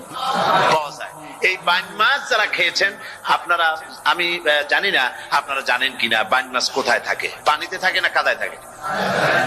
মাশাআল্লাহ, বাইন মাছ থাকে কাদার মধ্যে। কিন্তু এই বাইন মাছ যারা ধরেছে তাদের মুখে শুনেছি আমি যে বাইন মাছ থাকে কাদায়, ওকে যখন ধরে টেনে বের করায় কাদার মধ্যে থেকে, এক ফোঁটা কাদা ওর গায়ে নাই। এই কলুষিত সমাজ, পাপে ভরপুর। গ্রেট ব্রিটেন, আমেরিকা, পাশ্চাত্য আমাদের দেশ সর্বত্র পাপ আর পাপ। এই পাপের মধ্যে বাইনা শুধু খাইয়েন না, ওর কাছ থেকে শিক্ষাও গ্রহণ করেন। ও যেমন কাদার মধ্যে থাকে, কাদা ওর গায়ে লাগে না, আপনিও এই সমাজের মধ্যে আপনি আপনার কাজ চালিয়ে যান, পাপ যেন আপনাকে স্পর্শ না করে। আল্লাহ যেন পাপের থেকে আমাদের বাঁচান। আমরা বলি আমিন, সবাই বলেন আমিন। এটা নাম হচ্ছে তাকওয়া। আর তাকওয়া লম্বা জামায় তাকওয়া হয় না, লম্বা দাড়িতে তাকওয়া হয় না, পাগড়ি একটা বানলেই তাকওয়া হয় না। রাসূলুল্লাহ সাল্লাল্লাহু আলাইহি ওয়াসাল্লাম বলেছেন তাকওয়া হা হুনা হা হুনা হা হুনা, 3 বার বলেছেন, বুকের দিকে দেখায় বলেছেন তাকওয়া হা হুনা। তাকওয়া হচ্ছে এখানে। এর অর্থ এই নয় যে আমি দাড়িকে আমি ছোট করে দেখছি, জামাকে ছোট করে দেখছি, তা নয়। কিন্তু বলছি যে তাকওয়াটা হচ্ছে অন্তরের ভেতরে। এই অন্তরের ভেতর থেকেই এটার বহির প্রকাশ হতে হবে আপনার কথায়। আপনার রাসূল করিম সাল্লাল্লাহু আলাইহি ওয়াসাল্লাম আখিরি শাবানে খুতবা পেশ করেছিলেন এবং সেই খুতবায় তিনি বলেছিলেন, হে উপস্থিত জনগণ, হে মানব মণ্ডলী, আল্লাহ পাক আমাদের জন্য একটি পবিত্র মাস আমাদেরকে দিচ্ছেন, দান করেছেন, যে মাসটির নাম হচ্ছে রমাদান। রমাদান হচ্ছে রামদুন, রা মিম দত, রম ধাতু থেকে উৎপত্তি, এর অর্থ হচ্ছে জ্বালানো, পুড়িয়ে দেওয়া, ভস্ম করে দেওয়া। রমাদান, রমজান মুবারকে যারা নাকি সিয়াম সাধনা করে, আত্মত্যাগ করে, অর্থাৎ তিতিক্ষা, ত্যাগ এবং তিতিক্ষা করে, রমজান মুবারকে আল্লাহ পাক যেভাবে রোজা চান ওইভাবে যারা রোজা রাখে, তাদের সমস্ত গুনাহ সমূহকে আগুন যেমন আবর্জনাকে জ্বালিয়ে দেয়, রোজা যদি সঠিকভাবে কারো হয় তাহলে তার গুনাহগুলিকে এইভাবে জ্বালিয়ে ভস্ম করে দেয়। সুবহানাল্লাহ বিহামদিহি। এই রমাদান আমাদের সামনে। আমি আমার আলোচনার শুরুতে আমি আপনাদের খেদমতে আরজ করতে চাই যে মাসটির মধ্যে আমরা প্রবেশ করতে যাচ্ছি, দুটি জিনিস আমাদের সামনে এখন। একটি হচ্ছে আমরা মাহে রমজানকে ইস্তেকবাল করতে যাচ্ছি, মাহে রমজান আমাদের সামনে। দোয়া করে নেই যে আল্লাহ পাক এই পবিত্র রমজানের সম্মান করার মতো তৌফিক আমাদেরকে দান করো, আর যেভাবে রোজা রাখলে পরে তুমি খুশি হও সেইভাবে আমাদেরকে রোজা রাখার তৌফিক দান করো, বলি আমিন। এটি হচ্ছে সর্বশ্রেষ্ঠ মাস আল্লাহ পাক মুসলমানদের জন্য দান করেছেন। আবারও বলি আলহামদুলিল্লাহ। কোরআন শরীফের মধ্যে আল্লাহ সমস্ত ইবাদতের কথা বলেছেন, কিন্তু ডিটেইলস আলোচনা করেন নাই। হজ করতে হবে, কিন্তু উকুফে আরাফা করতে হবে, রমিয়ে হিজার করতে হবে, রমিয়ে জিবার করতে হবে, তারপরে 7 বার তাওয়াফ করতে হবে, সাফা মারওয়া সাই করতে হবে। এগুলি কিন্তু কোরআন শরীফে আসে নাই, ডিটেইলস আসে নাই। নামাজ পড়তে হবে, কিন্তু জোহরে কয় রাকাত, আসরে কয় রাকাত, মাগরিবে কয় রাকাত, এই রাকাতগুলি কিভাবে বিন্যস্ত করতে হবে কোরআন শরীফে তা আসে নাই, বর্ণনা করা হয়নি। যাকাত দিতে হবে, কিন্তু কত টাকা হলে কত টাকা দিতে হবে, কত মন ধান হলে কতটুকু দিতে হবে, কত ছাগল হলে, কত গরু হলে, কত পরিমাণ সোনা হলে, কত পরিমাণ রৌপ্য মজুদ থাকলে যাকাত দিতে হবে, এর বিস্তারিত বিবরণ কোরআন শরীফে আসে নাই। চিন্তা হতে পারে যে তাহলে এগুলো আমরা পাইলাম কই? আমরা পেয়েছি কোরআনের ব্যাখ্যা হচ্ছে রাসূল করিম সাল্লাল্লাহু আলাইহি ওয়াসাল্লাম, হুজুর এটাকে আমাদেরকে বলে দিয়েছেন। তিনি শারে ছিলেন, শরীয়ত প্রণেতা ছিলেন। তো সমস্ত ইবাদতকে আল্লাহ পাক সংক্ষেপে সংক্ষেপে তিনি আউটলাইন অথবা গাইডলাইন তিনি দিয়েছেন আল্লাহ পাক। রমজান মুবারক হচ্ছে একমাত্র ইবাদত যে রমজান সম্পর্কে আল্লাহ পাক ডিটেইলস পূর্ণ একটি রুকু আল্লাহ পাক আলোচনা করেছেন। সুবহানাল্লাহ। রোজা শুরু করবেন কোনখান থেকে, শেষ করবেন কোথায় গিয়ে, সফরে প্লেনে যখন চলবেন তখন আপনার রোজার অবস্থা কি হবে, যদি দেশে যান তখন কি হবে, অসুস্থ হলে কি হবে, কিভাবে রোজা রাখবেন, কিভাবে রোজা ভাঙবেন, তারপরে কখন শুরু হবে, কখন কি হবে ইত্যাদি বিস্তারিত বিবরণ। রোজার মতো করে এত অন্য কোন ইবাদতের ব্যাপারে আল্লাহ এতটা বলেন নাই যতটা বলেছেন রোজার ব্যাপারে। তাহলে নিশ্চয়ই বুঝতে পারছেন রোজাটা অত্যন্ত গুরুত্বপূর্ণ ইবাদত। সবটাই গুরুত্বপূর্ণ, কিন্তু রোজাটা আল্লাহর কাছে বেশি গুরুত্বপূর্ণ। সুবহানাল্লাহ। আচ্ছা, বেশি গুরুত্বপূর্ণ কেন সে কথা কি বলবো? অবশ্যই বলবো। বেশি গুরুত্ব এই কারণে, আল্লাহ পাক বলেছেন, এটা হচ্ছে হাদিসে কুদসি। আল্লাহ পাক বলেছেন আস-সাওমু লি ওয়া আনা আজজি বিহি।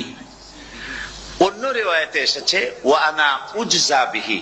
আস-সাওমু লি রোজা হলো আমার জন্য। কে বলতেছেন বলুন তো? আল্লাহ পাক বলছেন রোজা হচ্ছে আমার জন্য, রোজার পুরস্কার আমি দেব। অন্য বর্ণনায় এসেছে রোজা আমার জন্য আর রোজাদারের পুরস্কার আমি আল্লাহ নিজেই পুরস্কার। সুবহানাল্লাহ, সুবহানাল্লাহ।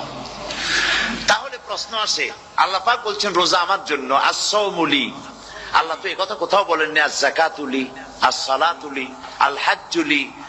রোজা আমার কি বলে, যাকাত আমার জন্য, হজ আমার জন্য, নামাজ আমার জন্য, একথা কিন্তু আল্লাহ বলেন নাই। অবশ্যই আমরা যাকাত হোক, নামাজ হোক, হজ হোক কার জন্য করি? আল্লাহর জন্য করি। রমজানের ব্যাপারে আল্লাহ খাস করেছেন যে as-সাওমুলি, রোজা আমার জন্য। এই কথাটার অর্থ কি, তাৎপর্য কি, ব্যাখ্যা কি, সিগনিফিকেন্স কি? এর সিগনিফিকেন্স হচ্ছে এই যে প্রত্যেকটা ইবাদতের দুটি ধরন আছে। কয়টা ধরন বলুন তো? দুটি ধরন। একটি ধরন হচ্ছে বাহ্যিক আর একটা হচ্ছে আভ্যন্তরীণ। প্রত্যেকটা ইবাদতের দুটি দিক আছে, একটা মানুষকে দেখানো আর একটা ভেতরের। যেমন নামাজ, একটি লোক নামাজ পড়ে না, নামাজ পড়ে না, কিন্তু এমন একটা সমাবেশের মধ্যে পড়ে গেছে সবাই নামাজ পড়ে। এখন আমি যদি নামাজ না পড়ি তাহলে লোকে বলবে কি? তখন উজু আছে কি না আছে দাঁড়ায় গেল, আল্লাহু আকবার। তাহলে দেখা গেল নামাজ আল্লাহর জন্য পড়ে, আবার মানুষের জন্য দেখাবার জন্য করে। যাকাত এটা দেয় মানুষে, তার নিয়তটাকে আল্লাহ পাক ভালো জানেন। কিন্তু কিছু লোক তেমন আছে যাকাতের নামে লুঙ্গি, আমাদের দেশে আছে, এখানে কি করে আমি জানি না, লুঙ্গি শাড়ি কিনে তারপরে বাড়িতে সব জমা করে এরপরে গরিবদের দাওয়াত দেয় এবং সকলকে দেখায় দেখায় এভাবে লুঙ্গি দিল, শাড়ি দিল, লোকেরা দেখলো যে যাকাত দিল, খুব যাকাত দিয়েছে। কোরবানির ব্যাপারে এভাবে বিরাট একটা গরু কিনলো, কিনে মানুষকে দেখাইলো। চট্টগ্রামে আছে সবচেয়ে বড় দামের গরু একটা কিনে গরুর গলায় মালা একটা পরাইয়া তারপরে শহর ঘুরায়। এখন অবশ্য এটা কমে গেছে আগের থেকে অনেক। মানুষ দেখুক যে ও মুখে এই গরুটা কোরবানি করেছে। এটা কি কোরবানির জন্য হলো না মানুষকে দেখাবার জন্য হলো?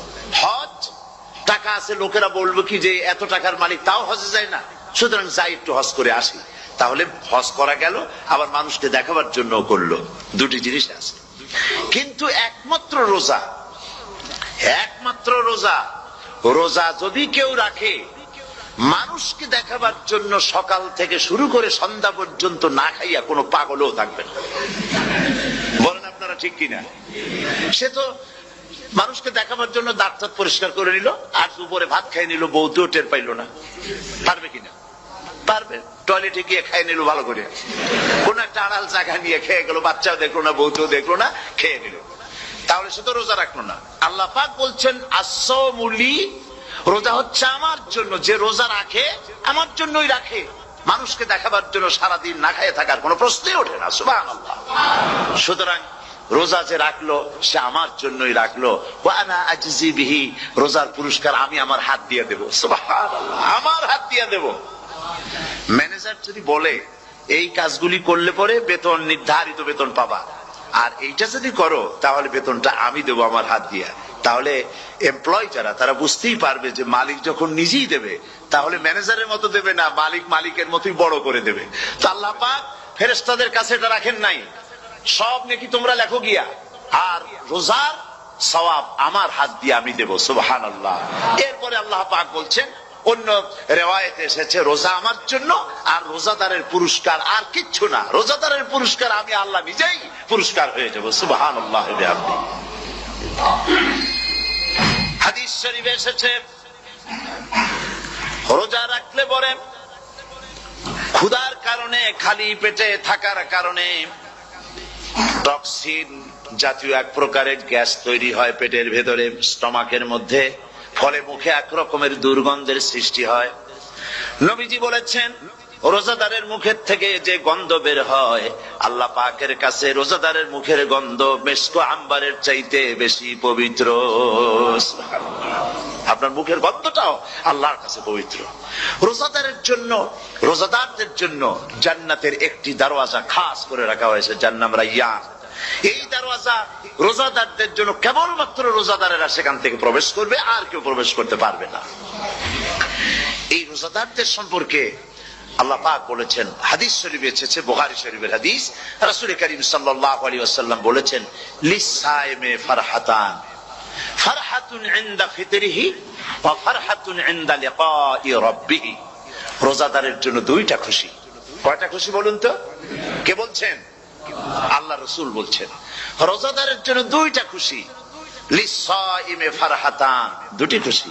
ফারহাতুন ইনদা ফিতরিহি, একটা খুশি হচ্ছে ইফতারের সময়।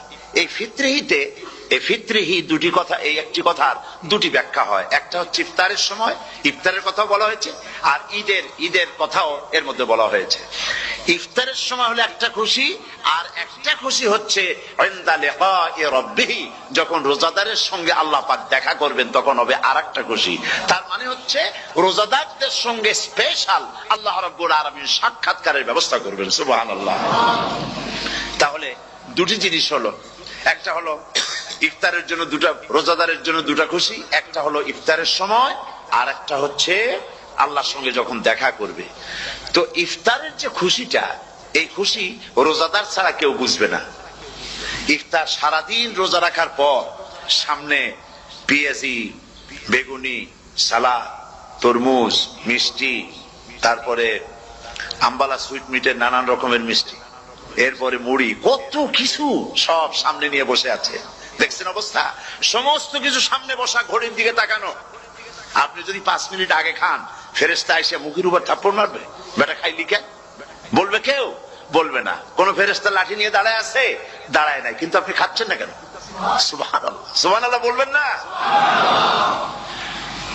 অন্তত 1500 বছর আগে আল্লাহ রাব্বুল আলামিন নির্দেশ করে রেখেছেন, সূর্য সাদা হওয়া থেকে, পূর্ব দিগন্ত সাদা হওয়া থেকে শুরু করে পশ্চিম দিগন্তে যখন কালো হয়ে কালো রেখা দেখা দেবে, যখন মাগরিব হয়ে যাবে, সূর্যাস্ত যাবে, ততক্ষণ পানাহার আর স্ত্রী সম্ভোগ থেকে বিরত থাকো।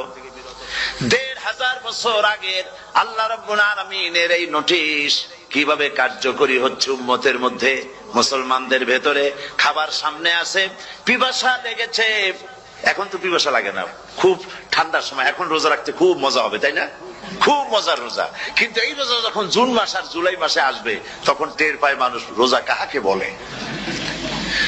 প্রচন্ড পিপাসা, সামনে সব খাবার পড়ে আছে, একটা খাবারের দিকে রোজাদারের হাত যায় না, ঘড়ির দিকে তাকায় আর চুপ করে বসে বসে আল্লাহর জিকির করতে থাকে। আল্লাহ কয় ফেরেশতারা, দেখ এই বান্দা বানাইতে নিষেধ করছিলি, সুবহানাল্লাহ। আল্লাহ খুশি হয়ে যায়। রোজাদার অপেক্ষা করতে থাকে, ঠিক যখন কাটায় কাটায় সময়টা এসে গেছে, তখন আল্লাহর নাম করে খুরমা দিয়ে, পানি দিয়ে ইফতার শুরু করে দিল। আল্লাহ পাক খুশি হয়ে গেলেন। এই যে ইফতার, সারাদিন রোজা রাখা ইফতার করায় যে মজা, রোজা রাখলো না এরকম লোকেরাও কিন্তু ইফতার করে, করে না? পুরান ঢাকায় আছে, ঢাকার তো কয়েকটা এলাকা আছে, পুরান ঢাকার লোকেরা নাকি বলে যে, যারা রোজা রাখে না তারা বলে যে, রোজা না রাখে একরকম পাপ করছি, আর ইফতার না করে কবিরা গুনাহ করবো নাকি, ইফতার তো করাই লাগে। তো খুব মজা করে ইফতার করে তারা। তো সারাদিন রোজা রেখে পেঁয়াজি, ছোলা, বুট, মুড়ি খাওয়ায় যে মজা, সারাদিন ভাত খাইয়া তারপরে ইফতারের শরীক হওয়া, ছাগলে ঘাস খাইলে যেমন লাগে ওইরকম তার মুখে লাগে, এই মজা পাবে না। রোজাদারের যে মজা লাগে সেই মজা সে পাবে না। সারা মাস রোজা থাকার পর, আল্লাহর হুকুম মেনে সারা রাত রোজা রাখার পর, তারপরে ঈদের দিনে জামা কাপড় পরিষ্কার করে, শেরওয়ানি গায়ে লাগাইয়া, পাঞ্জাবি পরে, আতর মেখে, এরপরে ঈদের জামাতে যখন দাঁড়ায় যায়, সে যে মজা পায়, সারা মাস রোজা রেখে ঈদের জামাতে গিয়ে সে যে মজা পায়, যে রোজা রাখলো না, ঈদের দিনে খুব জামা, পাজামা, সেন্ট এগুলো মেখে থেকে প্রথম কাতারে গিয়ে দাঁড়ায় গেছে, ও সেই মজা পাবে না। ওর মনের মধ্যে একটা চোর চোর ভাব থেকেই যায়। সে মনে মনে ভাবে, এই জামাত আমার না, জোর করে আসছি, এইখানে দাঁড়াবার যোগ্যতা আমার নাই। মনের মধ্যে সে একটা অপরাধী ফিল করে, সে ফিল করতে থাকে। সুতরাং রোজাদারের জন্য দুইটা খুশি, একটা হচ্ছে ইফতারের সময়, আর একটা খুশি হবে যখন আল্লাহ তাদেরকে দেখা দেবেন। সুবহানাল্লাহ। এই রোজা আল্লাহ পাক দান করেছেন। আচ্ছা, কি জন্য রোজা আমাদের দিলেন? এই জন্য দিয়েছেন যে একটা মাস পৃথিবীর মুসলমানরা না খেয়ে থাকুক দিনের বেলায়, ওই না খেয়ে থাকার যে খাবারগুলি বাঁচবে, এগুলি আল্লাহ অন্য কোন এলাকার মানুষদের খাওয়াবেন নাকি? এই জন্য করেছেন রোজা, এজন্য করেন নাই। রোজার ফজিলত আল্লাহর নবী বলেছেন, রমজান মুবারকের এত ফজিলত মানুষ যখন কোন ইবাদত করে আল্লাহ পাক সেই ইবাদতের নেক আমলের সওয়াব 10 থেকে শুরু করে 700 পর্যন্ত বাড়ায় দেন। 10 থেকে শুরু করে 700 বাড়ায় দেন, ইল্লা সাওম, রোজা ছাড়া। নবীজি বলেছেন রমজান মুবারকে কেউ যদি একটি নফল কাজ আদায় করে, একটি নফল ইবাদত করে, অন্য মাসের একটি ফরজ আদায় করার সওয়াব আল্লাহ পাক নামায় আমলে দিয়ে দিবেন। রমজান মুবারকে কেউ যদি একটি ফরজ আদায় করে, অন্য মাসের 70টি ফরজ আদায় করার মতো সওয়াব আমলনামায় আল্লাহ দিয়ে দিবেন। সুবহানাল্লাহ। এই মাস আমাদের সামনে, আল্লাহু আকবার বলি, আল্লাহু আকবার বলি, আলহামদুলিল্লাহ। এই পবিত্র মাস আমাদের সামনে। এই মাসে এত সওয়াব, নফল হয় ফরজের মতো, আর ফরজ হয় 70টা ফরজের মতো। এত সওয়াব কেন হইল? আমরা না খেয়ে থাকি সেই জন্য নাকি? বলতে পারেন কেন হলো? একটি কারণ, শাহরু রমাদান আল্লাযী উনজিলা ফীহিল কুরআন। সুবহানাল্লাহ বলবেন না? এই রমজান মাস হচ্ছে সেই মাস যে মাসে আল্লাহ রাব্বুল আলামিন কোরআনে কারীমকে নাযিল করেছেন। এই মাসের মধ্যে একটি রাত আছে, খায়রুম মিন আলফি শাহর, যে রাতটি 1000 মাসের চাইতে বেশি গুরুত্বপূর্ণ আল্লাহর কাছে। সুবহানাল্লাহ। একটি রাত 1000 মাসের চাইতে গুরুত্বপূর্ণ। 1000 মাস ক্যালকুলেটর দিয়ে হিসাব করলে দেখা যায় যে 1000 মাসে 83 বছর 4 মাস হয়। তাহলে তার অর্থ কি এই যে একটানা 83 বছর 4 মাস ইবাদত করলে যে সওয়াব হবে, এই রাত্রে ইবাদত করলে সেই সওয়াব হবে? হতে পারে, এরকম হতে পারে, কিন্তু ব্যাখ্যাটা কি? ব্যাখ্যাটা হচ্ছে এই, আরবিতে আলফুন শব্দ দিয়ে 1000 বোঝানো হয় না। আরবিতে যখন আলফুন বলা হয় তাহলে বোঝা যায় সংখ্যাধিক্য, বিপুল সংখ্যা, হাজার হাজার, হাজার হাজার, থাউজেন্ডস এন্ড থাউজেন্ডস। এইটাকে বোঝানোর জন্য আরবিতে ব্যবহার করা হয় আলফুন, হাজার হাজার। তাহলে আল্লাহ কি বুঝাতে চাচ্ছেন? আল্লাহ রাব্বুল আলামিন তিনি আয়াত দ্বারা বুঝাতে চান, এর ব্যাখ্যা হচ্ছে এই পৃথিবীর মানবতার কল্যাণের জন্য, এই পৃথিবীর মানুষের ভালাইয়ের জন্য, মঙ্গলের জন্য হাজার হাজার মাস ধরে এই পৃথিবীর মানুষের যে কল্যাণ হয় নাই, এই রমজান মুবারকে একটা রাত আছে যেই রাতে আল্লাহ রাব্বুল আলামিন মানবতার সেই কল্যাণ করেছেন। সেই কল্যাণ কি দিয়ে করেছেন? শাহরু রমাদান আল্লাযী উনজিলা ফীহিল কুরআন, কোরআন নাযিল করে পৃথিবীর মানুষকে সেই কল্যাণ আল্লাহ দিয়েছেন। সুবহানাল্লাহ। বন্ধুগণ, কোরআন, কোরআন কি নিয়ামত আমাদের কাছে! সেই নিয়ামতকে আমরা চিনলাম না, আমরা বুঝতে পারলাম না কত বড় নিয়ামত আল্লাহ আমাদের দান করেছেন। এই কোরআন যেন আপনি শুনতে পারেন, পড়তে পারেন, বুঝতে পারেন, সেই জন্য আল্লাহ রাব্বুল আলামিন শরিয়াত কি সুন্দর ব্যবস্থা করেছে। কোরআন শোনার জন্য রমজান মুবারকে তারাবিহের নামাজের ব্যবস্থা করা হয়েছে। সুবহানাল্লাহ, সুবহানাল্লাহ। যারা সব সময় পড়তে পারেন না, কোরআন তেলাওয়াত জানেন না, অথবা সারা বছরও এক খতম কোরআন শরীফ পড়া হয় না, শরিয়াত কি সুন্দর বিধান করলো যে আপনি যেন 30 পারা কোরআন শরীফ শুনতে পারেন। এই ব্যবস্থা তারাবিহের নামাজের মধ্যে শরিয়াত করে দিয়েছে। আলহামদুলিল্লাহ, আলহামদুলিল্লাহ। যাদের টাকা কড়ি আছে আমি তাদেরকে অনুরোধ করব, যদি পারেন তাহলে মেহেরবানি করে রমজান মুবারকে উমরা পালন করবেন। আমি উমরার নিয়ত করে এসেছি, ঢাকা থেকে উমরার নিয়ত করে এসেছি, আপনাদেরকে দেখে গেলাম। আর আমি এখান থেকে ডাইরেক্ট মদিনা মুনাওয়ারায় চলে যাব ইনশাআল্লাহ। লাইলাতুল কদর পর্যন্ত হারামাইনুশ শরীফাইনে কাটাতে চাই, নিয়ত করেছি। আপনারা দোয়া করুন আল্লাহ যেন কবুল করেন। কি মজা যখন আপনি হারামাইনুশ শরীফাইনে যখন তেলাওয়াত শুনবেন, আপনার কাছে মনে হবে যেন কোরআন শরীফ নাজিল হতেছে। সুবহানাল্লাহ। সেখানে তো নামাজের পরে হাত তুলে মোনাজাত করা হয় না, শুধুমাত্র রমজান মুবারকে বেতেরের নামাজের মধ্যে ইমাম সাহেব হাত তুলে মোনাজাত করেন। গত বছর রমজান মুবারকের লাইলাতুল কদরে আমি ছিলাম, গত কয়েক বছর ধরে আল্লাহ যাওয়ার তৌফিক দিয়েছেন দয়া করে। সেখানে লাইলাতুল কদরে পত্রিকাগুলি লিখেছে 30 লাখের উপরে লোক ছিল মক্কা শরীফের হারাম শরীফে, 30 লাখের উপরে। যখন তেলাওয়াত হচ্ছে, মোনাজাত করতেছেন ইমাম সাহেব কাঁপতেছেন, মোনাজাত করতেছেন, কাঁদতেছেন, আর গোটা হারাম জুড়ে কান্নার রোল পড়ে গিয়েছে। কিভাবে কাঁদতেছেন? সারাদিন মানুষ রোজা রেখে তারপরে ইফতার করতে যখন বসে, আমি সেই জান্নাতের কথা কেমনে আপনাদের বুঝাবো? রসগোল্লা কেমন লাগে বক্তৃতা দিয়ে 6 ঘন্টা বক্তৃতা দিয়েও বুঝানো যাবে না। যদি মুখের মধ্যে ঢুকাইতে পারি তাহলে বুঝবেন যে মজাটা কি। এটা তো আমি বুঝাইতে পারবো না কি মজাটা লাগে। সারাদিন রোজা রাখার পর সমস্ত লক্ষ লক্ষ মুসল্লিরা বসে আছে মক্কা শরীফে, কাবা শরীফ সামনে, এখানে বসে আছে। রোজাদারের সামনে আছে জমজমের পানি আর মদিনা মুনাওয়ারার খুরমা। আল্লাহর ঘর সামনে, জান্নাতের থেকে আর কাকে বলে? সুবহানাল্লাহ। আর মসজিদে নববীর ভিতরে মদিনার আকর্ষণ কাশাস আলাদা। মদিনা শরীফের আপনাকে যদি পাইয়া যায় কোন আরব, কোন মাদানী, আপনারা ছাড়বি না, আদর করে পাশে বসাবে, তোমারে আমি এই জিনিস খাওয়াবো, এইটা দিয়ে ইফতার করাবো, আমার কাছ দিয়ে তুমি উঠতেই পারবে না, আপনাকে জোর করে বসায় দিবে। মসজিদে নববীতে রিয়াদুল জান্নাহ রাসূল করিম সাল্লাল্লাহু আলাইহি ওয়াসাল্লামের কবর শরীফের কাছে বসে আপনি ইফতার করতেছেন, কত বড় নসিব। সেই জন্য আমি বলি, হলিডে করার জন্য আমেরিকা, সিঙ্গাপুর, হাবিজাবি এই সমস্ত ঘুরে কোনো লাভ নাই। হলিডে করতে চান, রমজান মুবারকে চলে যান হারামাইনুল শরীফাইন, মদিনা আল মুনাওয়ারা, মক্কা আল মুকাররমা। কপাল খুলে যাবে, জিন্দেগীর সমস্ত গুনাহ খাতা আল্লাহ পাক মাফ করে দিবেন। রাসূল করিম সাল্লাল্লাহু আলাইহি ওয়াসাল্লাম বলেছেন, রমজান মুবারকে যে উমরা করলো সেজন্য হজ আদায় করলো। সুবহানাল্লাহ। অন্য রিওয়ায়াতে এসেছে, যে ব্যক্তি রমজান মুবারকে উমরা করলো সেজন্য আমার সাথে হজ আদায় করলো। সুবহানাল্লাহ।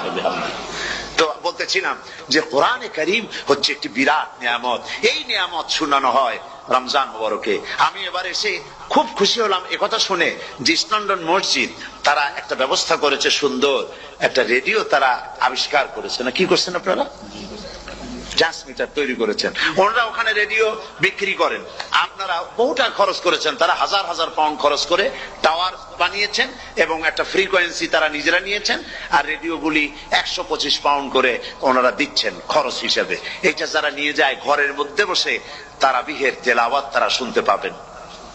মহিলারা অনেক সময় আসতে পারেন না, মহিলারা ঘরে বসে শুনতে পারবেন। ওই ইস্ট লন্ডন মসজিদে যত ওয়াজ হবে, তেলাওয়াত হবে, নামাজ হবে, আজান হবে, ওয়াজ হবে, জিকির হবে, সব আপনার ঘরে বসে আপনি শুনতে পারবেন। আল্লাহ রাব্বুল আলামিন এই ইকদামকে, এই পদক্ষেপকে আল্লাহ কবুল করুন, সবাই বলেন আমিন। এবং প্রত্যেকের ঘরে ঘরে এই রেডিও পৌঁছে যাক, আমরা বলি আমিন। আল্লাহ যেন কবুল করেন। আপনি ঘরে বসে মসজিদের সমস্ত প্রোগ্রাম পেতে পারবেন। আর কি সুন্দর, সেখানে যিনি তেলাওয়াত করেন, আজান দেন, আলহামদুলিল্লাহ, তার আজান শুনলে পরে তো মনে হয় যে আমি মক্কা শরীফে চলে গেছি, মদিনায় চলে গেছি। আর তেলাওয়াত কত সুন্দর, আলহামদুলিল্লাহ। আল্লাহ তার প্রতি রহম করুন, আমরা বলি আমিন। সুতরাং বলতেছিলাম যে পবিত্র রমজানুল মুবারক এটি কি জিনিসটা, কি জিনিসটা বুঝাবার জন্য আমি বলি, যেমন এই ঘড়িটা এটা কেনার পর 2-1 বছর পর এটা ফাস্ট হয় অথবা কি হয়, স্লো হয়ে যায়। তখন এটাকে সারার জন্য আমরা হসপিটালে দেই। হসপিটাল মানে লন্ডন হসপিটাল না, ঘড়িরও হসপিটাল আছে। তো ঘড়ির হসপিটালে দিলাম, ওরা এটাকে দেখে শুনে ওয়াইলিং করে টরে দিল ঠিক মতো। একবার যদি ঠিক করে দিল, আবার আমার 1-2 বছর চললো, আর কোনো ডিস্টার্ব করবে না, ঠিক কিনা? আপনার গাড়ির ইঞ্জিন যদি কোন রকমের অসুবিধা করে, তাহলে গাড়ির ইঞ্জিনকে ওভারহোলিং করতে হয়, ইঞ্জিন ডাউন দিতে হয়। একবার যদি ইঞ্জিন ডাউন দিলেন, ওভারহোলিং করলেন, তাহলে আপনার এই গাড়ি 5-6 বছরের জন্য আর হাত দিতে হবে না। এই কথাগুলি বুঝতে পারছেন কিনা? সারা জীবন, সারা মাস অন্যায় করার পরে, গুনাহ করার পরে মানুষের অন্তঃকরণে কালিমা লেগে যায়। আল্লাহ রাব্বুল আলামিন রমজান মুবারকের একটা ব্যবস্থা করেছেন, ইঞ্জিন ওভারহোলিং এর মতো, ইঞ্জিন ডাউন দেওয়ার মতো। আপনার কালকে, আপনার আত্মাকে, আপনার বিবেককে, আমার বিবেককে পরিষ্কার করার জন্য রমজান মাস করে দিয়েছেন। রমজান মুবারকের একটি মাসের কোর্স যদি কমপ্লিট করা যায়, তাকওয়া দিয়া যদি ভরে দেওয়া যায়, তাহলে বাকি 11 মাস আরামসে চলবে, কোনো অসুবিধা হবে না। নবীজি বলেছেন, রমজান মুবারকে মাস আসার সঙ্গে সঙ্গে আল্লাহ রাব্বুল আলামিন তিনি জান্নাতের সমস্ত দরজাগুলি খুলে দেন, আর জাহান্নামের সব দরজাগুলি আল্লাহ রাব্বুল আলামিন বন্ধ করে দেন। সুবহানাল্লাহ। আর শয়তানকে শৃঙ্খল দিয়ে বেঁধে ফেলা হয়, শিকল দিয়ে শয়তানরা বান্ধা হয়ে যায়। এই হাদিসটা যখনই শোনাই বিভিন্ন জায়গায়, লোকেরা বিভিন্ন জায়গায় প্রশ্ন করে, হুজুর কোন তো যে শয়তানরে বাঙ্গাতে হয়, কিন্তু রমজান মাস তো লোকেরা মদ খায়, মিথ্যা কথা কয়, তাহলে শয়তান বান্দা থাকলো কেমনে? আমি বলি দেখেন, এর ব্যাখ্যা আছে। এর ব্যাখ্যা হলো এই, কোন কোন ঘড়ি আছে একবার চাবি দিলে 6 মাস চলে, আর একবার চাবি দিলে 2 বছর চলে, আবার চাবি দিলে লাইফ চলে যায়, এরকমের ঘড়িও আছে। কোন কোন মানুষের শয়তানে এমন চাবি দিছে যে চাবিতে 6 মাস চলে, কোনটায় 10 মাস চলে, কোনটায় বছর চলে। রোজার মাসেও যারা গুনাহ করে শয়তানে এমন চাবি দিছে যে রোজার মাসেও বন্ধ হচ্ছে না, এরা শয়তানের খপ্পরে পড়ে গেছে। আল্লাহ এই চাবি থেকে মুসলমানদেরকে হেফাজত করুন, বলি আমিন। জোরে বলেন আমিন। শয়তান থেকে পানাহ কেউ দিতে পারে না, কোন গভর্নমেন্ট পারবে না। ব্রিটিশ গভর্নমেন্ট পারবে নাকি? American government? কেউ পারবে না। শয়তান থেকে পানাহ দিতে পারে কেবলমাত্র কে? ওই আল্লাহ রাব্বুল আলামিন আমাদেরকে শিখায় দিয়েছেন, শয়তানের ওয়াসওয়াসা থেকে আমার কাছে পানাহ চাও। আউযু বিল্লাহি মিনাশ শাইতানির রাজীম। বিতাড়িত মরদুদ শয়তানের ওয়াসওয়াসা থেকে পানাহ চাই, আল্লাহর কাছে পানাহ চাও। আল্লাহ পাক বলেন আমি পানাহ দিতে পারি শয়তানের ওয়াসওয়াসা থেকে। শয়তান থেকে আশ্রয় একমাত্র সিকিউরড, নিরাপত্তা পেয়েছেন আল্লাহর পয়গম্বরেরা। সুবহানাল্লাহ। আম্বিয়া আলাইহিমুস সালাম তারা আল্লাহ কর্তৃক নিয়ন্ত্রিত, শয়তানের ক্ষমতা নাই পয়গম্বরদের কাছে যাওয়া। চতুর সীমানার ভেতরে শয়তান প্রবেশ করে কোন নবীকে ওয়াসওয়াসা দিতে পারবে না, বলি সুবহানাল্লাহ। এই জন্য শয়তান থেকে বেঁচে যাওয়া, শয়তানের ওয়াসওয়াসা থেকে বাঁচা খুবই কঠিন। সেই জন্য আল্লাহ পাক বলছে শয়তানকে বেঁধে রাখা হয়, জান্নাতের সমস্ত দরজা খোলা, জাহান্নামের সমস্ত দরজা বন্ধ হয়ে যায়। এই নিয়ামতের মাস আমাদের সামনে। প্রত্যেকটি যখন কোন ওয়ার্কশপ হয়, তো ওয়ার্কশপের জন্য এক একটা কি বলে সিলেবাস থাকে। রমজান মুবারক একটা ওয়ার্কশপ, এই ওয়ার্কশপের মধ্যে একটা সিলেবাস আছে, সেই সিলেবাসের নাম হচ্ছে কোরআন। কোরআন কোরআন কোরআন নাজিলের মাসে আমরা কি কোরআন তেলাওয়াত করি? বলেন। রোজা হচ্ছে, হাদিস শরীফের মধ্যে বলা হয়েছে আস-সাওমু জুন্নাহ, রোজা হচ্ছে ঢাল। রোজা কি কন্ত? ঢাল। বোঝেন তো ঢাল কি? প্রোটেক্টর। আপনি জিহাদের ময়দানে, যুদ্ধের ময়দানে নিরাপত্তার জন্য, বাইরের থেকে আক্রমণকে ফিরাবার জন্য কি ব্যবহার করেন? ঢাল ব্যবহার করেন। রোজা হচ্ছে ঢাল, শয়তানের সমস্ত আক্রমণ থেকে বাঁচার জন্য রোজা হচ্ছে ঢাল। রোজার দিনে কেউ যদি আপনার সাথে ঝগড়া করে, তাহলে রাসূল বলেছেন তুমি বলো, তুমি ঝগড়ায় প্রবৃত্ত হবে না। তোমার সাথে যদি কেউ ঝগড়া করে, তুমি বলবে ইন্নী সাইম, আমি রোজাদার। আমি তোমার মতো ঝগড়া করতে আমিও পারি, আমি তোমার মতো গালাগালি দিতে পারি, কিন্তু আমি দেব না, ঝগড়াও করব না, গালিও দেব না, মারামারিও করব না, কারণ আমি রোজাদার। সুবহানাল্লাহ। রোজা আপনাকে গুনাহ থেকে বাঁচায় দেবে। দেখেন রোজা কিভাবে গুনাহ থেকে বাঁচায়। মিথ্যেবাদী, মিথ্যেবাদী সারাক্ষণ মিথ্যে কথা বলে, কিন্তু রোজার মাস আসছে। এখন মিথ্যাবাদী যারা, তাদের ঘনিষ্ঠ লোকদের কাছে শুনেছি যে তারা বলে, যদি কোনো লোক দিনের বেলা আইসা যায় আর এমন কথা, যে কথা বলতে গেলে মিথ্যা বলা ছাড়া উপায় নাই তার জন্য, সে তখন বলে ভাই তুমি তো অসময় আসছো, এখন আমি খুব ব্যস্ত, আই এম ভেরি বিজি, তুমি রাত্রে আসো। কথা বুঝতে পেরেছেন তো? রোজা হচ্ছে কি? রোজাটা কি বলে? ঢাল। কোন মেয়ে লোকের দিকে চোখ পড়লো, আহা আমি তো রোজাদার, চোখকে সাথে সাথে নিচে নামায় ফেললো। গানের আওয়াজ আসলো, আমি তো রোজাদার, সে গানটা শুনলো না। কাজী সমস্ত গুনাহ থেকে বাঁচার জন্য রোজা একটা বিরাট হাতিয়ার। সুবহানাল্লাহ। এই মাসে আল্লাহ রাব্বুল আলামিন এই মাসটা, এই রোজাটা কেন দিয়েছেন? লাআল্লাকুম তাত্তাকুন, ইয়া আইয়ুহাল্লাযীনা আমানু কুতিবা আলাইকুমুস সিয়ামু কামা কুতিবা আলাল্লাযীনা মিন ক্বাবলিকুম লাআল্লাকুম তাত্তাকুন। হে বিশ্বাসীরা, তোমরা যারা ঈমান এনেছো, শোনো, আমি রোজাকে তোমাদের জন্য ফার্জ করেছি, যেমন করে ফার্জ করেছিলাম তোমাদের পূর্বপুরুষদের উপরে। রোজা শুধু আমাদের উপরে ফরজ হয়েছে তা না, আমাদের আগে যারা যেসব নবীরা আসছিলেন তাদের উপর রোজা কি ছিল? ফরজ ছিল। সুতরাং এই রোজা তোমাদের উপরে ফরজ, এই জন্য লাআল্লাকুম তাত্তাকুন, যাতে করে তোমরা কি হতে পারো? পরেশগার হতে পারো। কি হতে পারো? পরেশগার, মুত্তাকি হতে পারো, আল্লাহকে ভয় করতে পারো। একমাত্র জীবন তো শুধু আমাদের এই দুনিয়ার জীবনই শেষ কথা, এরপরে আবার কি? এটাই আমাদের জীবন, এখানেই বেঁচে আছি, এখানেই মরে যাব, আর কালের আবর্তন ছাড়া আর তো কিছুই হয় না। সুতরাং পরকাল আবার একটা কি জিনিস। আল্লাহ রাব্বুল আলামিনের জবাবে আল্লাহ পাক বলেন ওই কাফেরদেরকে জবাব শোনায় দেন, কুলিল্লাহু ইউহয়িকুম সুম্মা ইউমীতুকুম সুম্মা ইয়াজমাউকুম ইলা ইয়াউমিল কিয়ামাতি লা রাইবা ফীহ। ওদেরকে জবাব দেন, তোমরা নিষ্প্রাণ ছিলে, সেখান থেকে তোমাদেরকে আল্লাহ পাক জিন্দা করেছেন, এই জিন্দা থেকে তোমরা আবার মৃত্যুবরণ করবে, আবার তোমাদেরকে পুনরুত্থিত করা হবে, এতে কোনো সন্দেহ নাই। ওয়ালাকিন আকসারান নাস লা ইয়ালামুন। আসল কথা হলো যে মানুষেরা, অধিক সংখ্যক লোকেরা এই সম্পর্কে অজ্ঞ, তারা জানে না। তারা বলে ওয়ায়াকুলুল ইনসানু আইযা মা মিততু লাসাউফা উখরাজু হাইয়্যা। তারা বলে যে সত্যি আমরা যখন মরে যাব তখন আমাদেরকে কে আবার চিন্তা করবে? এটা কি করে সম্ভব? মরে গেলাম, আবার চিন্তা কে করবে? আল্লাহ রাব্বুল আলামিন ওদের কথার জবাবে নবীজিকে বলেন, আপনি জবাব দিয়ে দেন, আওয়ালা ইয়াযকুরুল ইনসানু আন্না খালাকনাহু মিন ক্বাবলু ওয়া লাম ইয়াকু শাইআ। মানুষের কি সেই কথা মনে পড়ে না যখন তাকে সৃষ্টি করার আগে সে কিছুই ছিল না? তোমার সৃষ্টির আগে যখন তুমি কিছুই ছিলে না, সেখান থেকে তোমাকে যিনি সৃষ্টি করেছেন, তোমার মৃত্যুর পরে তিনি আবার তোমাকে জিন্দা করতে পারবে। তোমার কি মনে নাই?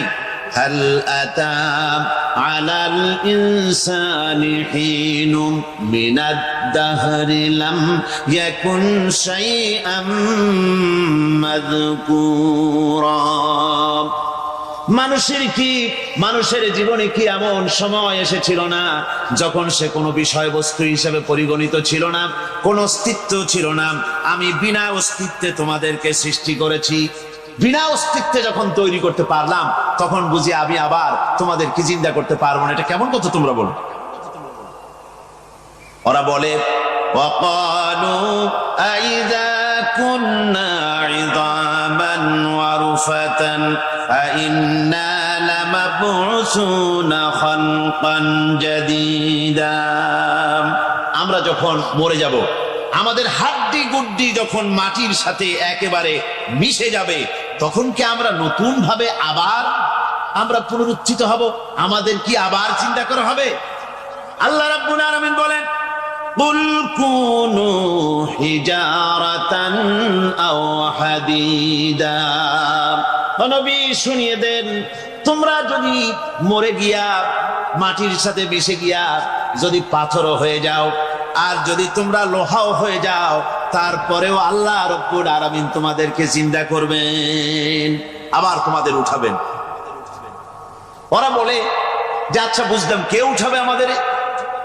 কেমনে উঠাবে? আল্লাহ পাক বলেন, ফাসায়াকুলুনা মান ইউঈদুনা। ওরা বলে আমাদেরকে কে উঠাবে, আমাদেরকে কে জিন্দা করবে? আল্লাহ পাক জবাবে বলেন, কুলিল্লাযী ফাতারাকুম আউওয়ালা মাররা। যিনি তোমাদেরকে প্রথম সৃষ্টি করেছেন তিনি আবার তোমাদেরকে জিন্দা করবেন। আল্লাহ পাক সুন্দর করে বুঝাচ্ছেন। এই সব কথা শোনার পরে ফাসায়ুনগিদুনা ইলাইকা রুউসাহুম ওয়া ইয়াকুলুনা মাতা হুয়া। এসব কথা শোনার পরে আল্লাহ বলেন, ওই কাফেরেরা মাথা ঝুলায় ঝুলায় বলে, আচ্ছা তা বুঝলাম। আল্লাহ বলেন, ওরা মাথা ঝুলায় আর বলে, আচ্ছা বুঝলাম, তবে সেই কিয়ামত মাথা হুয়া, কবে সেই কিয়ামত অনুষ্ঠিত হবে? আল্লাহ বলেন, নবী শোনায় দাও, কুল আসা আইয়াকুনা করিবা। বেশি দেরি নাই, হতে পারে খুবই তাড়াতাড়ি। কি বলা যায়, সে সময়টা অতি নিকটবর্তী হয়ে যেতে পারে, খুবই নিকটবর্তী সে সময়, সেটা বেশি দেরি হওয়ার কথা নয়। আল্লাহ পাক এবার মানুষকে যুক্তি দিয়ে বুঝাচ্ছেন। কোরআনে কারীম মানতে মানুষ অস্বীকার করলে আল্লাহ ডান্ডার ব্যবস্থা করেন নাই। নবীজিকে বলেছেন, ইন্নামা আনতা মুযাক্কিরুন লাস্তা আলাইহিম বিমুসাইতির। নবী, আপনি একজন উপদেশক, উপদেশ দিয়ে যান, আপনাকে দারোগা করে বানাই নাই লাঠি চার্জ করার জন্য, পিটায়া মানুষ হেদায়েত করার দরকার নেই। মানুষকে বুঝান, যুক্তি দিয়া বুঝান। আল্লাহ নিজে যুক্তি দিচ্ছেন, আনতুম আশাদ্দু খালকান আমিস সামাউ বানাহা। ওই কাফেরেরা, তোমরা যারা পরকালকে অস্বীকার করো, তোমাদেরকে উঠাইতে পারবো না যারা তোমরা বলছো, তোমাদেরকে সৃষ্টি করা কঠিন না ওই বিশাল আকাশটাকে সৃষ্টি করা কঠিন? ওই বিশাল আকাশটাই তো আমি আল্লাহ সৃষ্টি করেছি, জোরে কোন সুবহানাল্লাহ। তত বড় আকাশটারে যিনি বানাইতে পারলেন, সে খোদা বুঝি তোমাকে তৈরি করতে পারবে না? আল্লাহ পাক বলছেন, ফানজুর ইলা আসারি রাহমাতিল্লাহি কাইফা ইউহিল আরদা বা'দা মাউতিহা। লক্ষ্য করে দেখো এই পৃথিবীর মাটিকে আল্লাহ কিভাবে জিন্দা করেন, মুর্দা মাটি। এই মাটি চৈত্র বৈশাখ মাসে প্রখর রোদে মাটি ফেড়ে চৌচির হয়ে যায়। এই ফেটে যাওয়া চৌচির মাটিতে আল্লাহ পাক বৃষ্টির পানি দিয়ে এই মাটিকে, এই মৃত্যু মাটিকে আল্লাহ পাক যেভাবে জিন্দা করেন, ইন্না যালিকা লামুহিল মাউতা ওয়া হুয়া আলা কুল্লি শাইইন কাদির, সে আল্লাহ পাক তোমরা মরলে পরে আবার এভাবে জিন্দা করতে পারবেন। জোরে কোন সুবহানাল্লাহ। আমার ভাইয়েরা, আল্লাহ পাকের পরে বলেন, দেখো মৃত্যু জমিনকে কেমনে জিন্দা করি। আল্লাহুল্লাযী আরসালার রিয়াহা ফাতুসিরু সাহাবা ফাসুকনাহু ইলা বালাদিন মাইয়িতিন ফাআহইয়ানা বিহিল আরদা বা'দা মাউতিহা কাযালিকান নুশুর।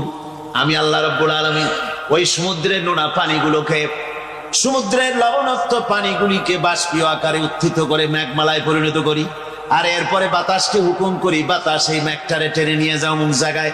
মেঘ চলে এলো, আল্লাহ রাব্বুল আলামিন বলেন, মেঘ এবার বিন্দু বিন্দু করে বৃষ্টি বর্ষণ করে দে। আমার হুকুমে ওই পানিগুলি বৃষ্টি হয়ে বিন্দু বিন্দু হয়ে জমিনে পতিত হয়। আল্লাহ বলেন, এভাবে করে বৃষ্টির পানি দিয়া মরা জমিনকে জিন্দা করে দিয়া নববধূ গর্ভধারণের যেমন প্রস্তুতি নেয়, বৃষ্টির পানি পায়া মরা জমিন তেমন ফসল ধারণের জন্য প্রস্তুতি নিয়ে নেয়। সুবহানাল্লাহ বিহামদি। এইটা যেভাবে আমি করি, কাযালিকান নুশুর, এইভাবে করে তোমাদের কি কিয়ামতের দিন আমি জিন্দা করতে পারবো? কেমনে অস্বীকার করো? কাইফা তাকফুরুনা বিল্লাহি ওয়া কুনতুম আমওয়াতান ফাহইয়াকুম সুম্মা ইউমীতুকুম সুম্মা ইলাইহি তুরজাউন। কি করে তুমি আমাকে, আমি আল্লাহকে অস্বীকার করো? কুনতুম আমওয়াতান, তুমি ছিলে নিষ্প্রাণ, ফাহইয়াকুম, এরপরে আমি তোমাকে জিন্দা করলাম, সুম্মা ইউমীতুকুম, এরপরে তোমাকে আমি মৃত্যু করব, সুম্মা ইহয়ীকুম, এরপরে তোমাদের আবার আমি জিন্দা করব, সুম্মা ইলাইহি তুরজাউন, এরপরে তোমাদের সকলকেই আমার কাছে ফিরে আসতে হবে। দেখেন না, আমরা যখন মানুষকে কবরে রাখি, কবরে রাখা তারপরে উপরে মাটি দিয়ে কি বলেন আপনারা?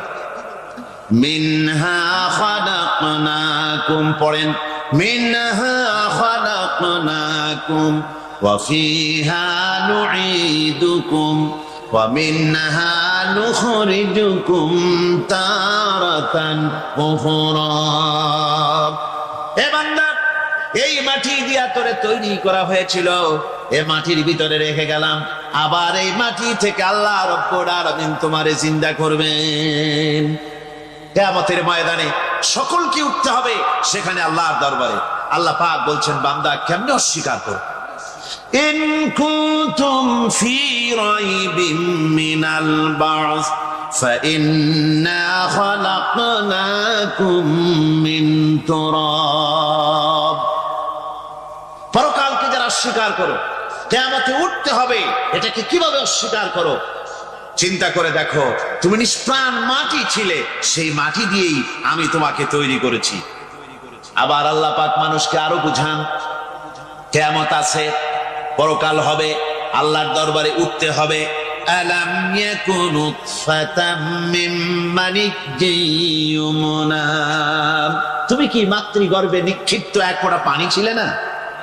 ثم كان علقة فخلق فسوى, এরপরে তোমাকে মাংসপিণ্ডে, জমাট রক্তে মাংসপিণ্ডে পরিণত করা হলো, এরপরে তোমাকে সুন্দর করে তোমাকে সুগঠিত করা হলো।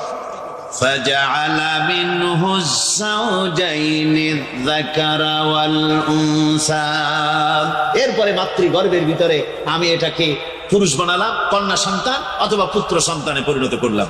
এইটা যে পেরেছে, যিনি পেরেছেন, আলাইসা যালিকা বিকাদিরিন আলা আইয়ুহিয়াল মাউতা, সে আল্লাহর পক্ষে কি সম্ভব নয় যে তোমার মৃত্যুর পরে তিনি আবার জিন্দা করতে পারবেন? কি বলবেন, কি বলেন, সম্ভব না? তিনি পারবেন না? নিশ্চয়ই তিনি আবার কিয়ামতের মাঠে আমাদেরকে হাজির করতে পারবেন, এতে কোনো সন্দেহ নাই। আল্লাহ পাক সেই জন্য এখানে বলতেছেন যে ওরা বাল কাযযাবু বিসসাম, ওরা আসলেই পরে কালকে অস্বীকার করেছে। আপনি যে নবী এতে কোনো সন্দেহ নাই, আপনি খানা খান, আপনি বাজারে যান, এটাই মূল আপত্তির বিষয় না। মূল কথা হলো তারা পরকালকে অস্বীকার করেছে। আল্লাহ পাক বলেন وَأَنَّ السَّاعَةَ آتِيَةٌ لَا رَيْبَ فِيهَا, অবশ্যই সে সময় আসবে, সে কিয়ামত আসবেই, এতে কোনো সন্দেহ নাই। وَأَنَّ اللَّهَ يَبْعَثُ مَن فِي الْقُبُورِ, আর আল্লাহ পাক তিনি কবরের মধ্যে অন্তর্হিত যা কিছু আছে সবাইকে কিয়ামতের দিন আল্লাহ পাক ময়দানে উঠাবেন। কিয়ামতে আল্লাহর দরবারে সকলকে হাজির হতে হবে। আমার বন্ধুগণ, আল্লাহ পাক বলেন ওয়ালাকাদ খালাকনাল ইনসানা মিন সুলালাতিন মিন তিন, লক্ষ্য করো, তুমি ছিলে মাটির নির্যাস থেকে তোমাকে তৈরি করা হয়েছে। শুধু মাটির নির্যাস থেকে তোমাকে কোনো মডেল ছাড়া, কোন ধরনের আদর্শ ছাড়া, কোন ধরনের নমুনা ছাড়া তোমাকে সৃষ্টি করা হবে।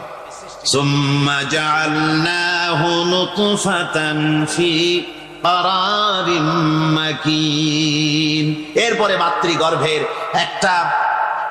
একটা অত্যন্ত সুরক্ষিত জায়গায় তোমাকে সংরক্ষণ করা হয়েছিল। সুম্মা খালাকনান নুতফাতা আলাকাতান ফাখালাকনাল আলাকাতা মুদগা, রক্তপিণ্ডকে, নাপাক পানিকে জমাট রক্ত করেছি, জমাট রক্তকে আমি আবার গোশত পিণ্ডে পরিণত করেছি।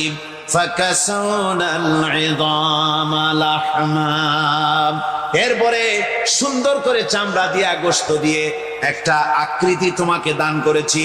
সুম্মা আনশানাহু খালকান আখারা ফাতাবারাকাল্লাহু আহসানুল খালিকিন, এরপরে সুন্দর একটা বিশেষ একটা আকৃতি দিয়ে তোমাকে আমি সুন্দর করে সুগঠিত করে তোমাকে তৈরি করেছি।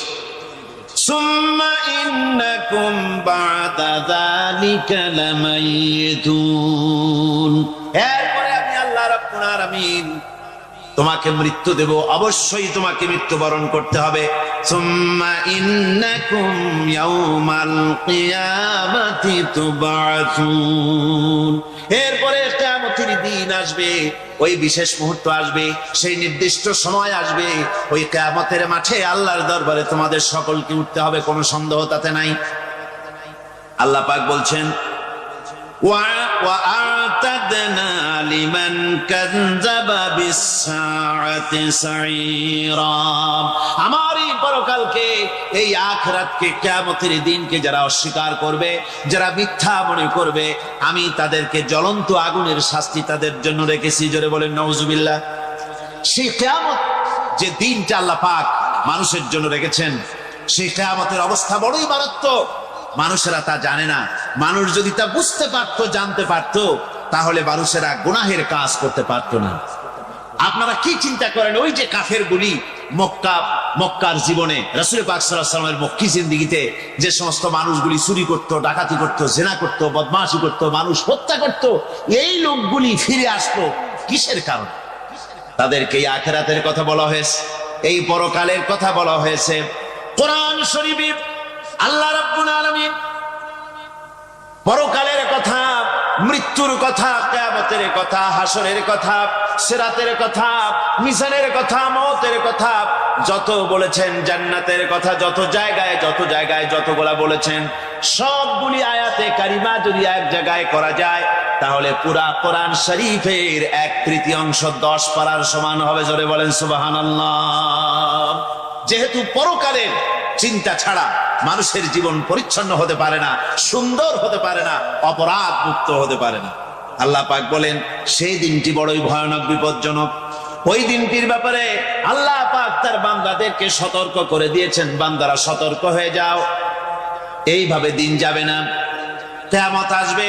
আর ওই কিয়ামত এত মারাত্মক হবে, আল্লাহ সতর্ক করছেন বান্দাদেরকে, ইয়া আইয়ুহান নাসুত্তাকু রাব্বাকুম ইন্না যালজালাতাস সাআতি শাইউন আযীম।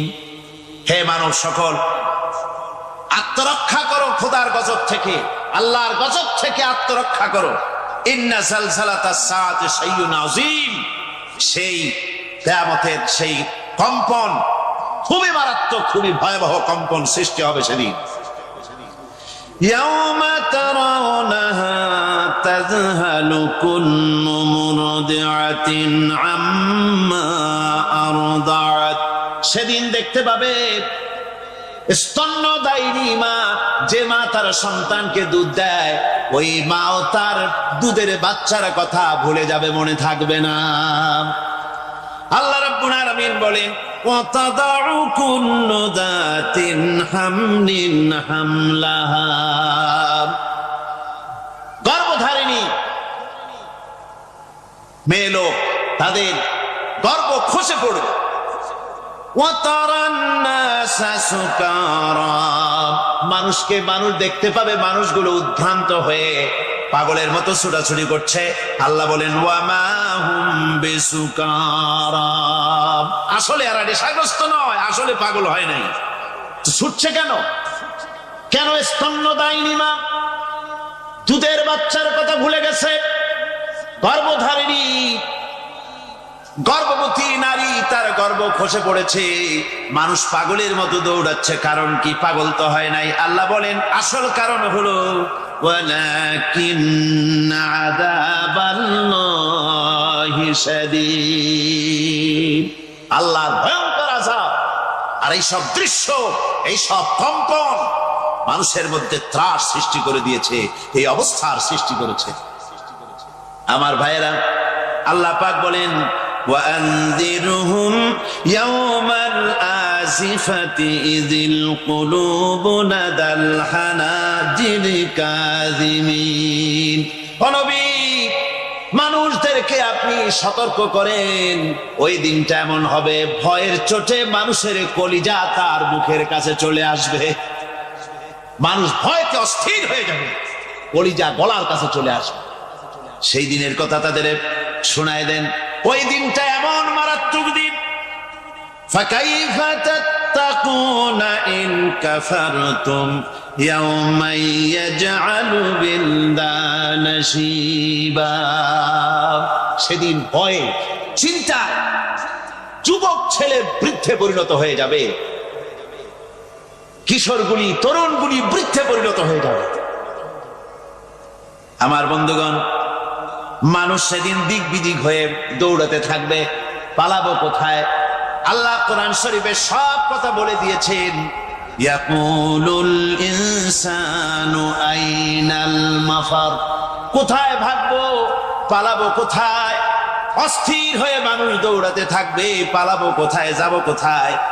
আল্লাহ বলেন কাল্লা লা ওয়াজারা ইলা রাব্বিকা ইয়াওমাইযিনিল মুস্তাকার, ভাগবার কোনো রাস্তা নাই, পালাবার কোনো পথ নাই, একমাত্র তোমার রব ছাড়া, আল্লাহর দরবার ছাড়া পালানোর কোনো রাস্তা যার নাই।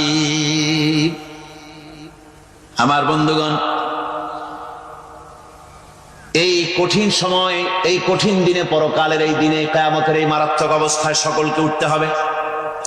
আল্লাহ পাক বলেন এরপরে কিয়ামত অনুষ্ঠিত হয়ে যাবে, সূরা ফুরকানে আল্লাহ বলছেন ইযা রাআতুহুম মিন মাকানিন বাঈদিন সামি'ু লাহা তাগায়ুযান ওয়া যাফীরা।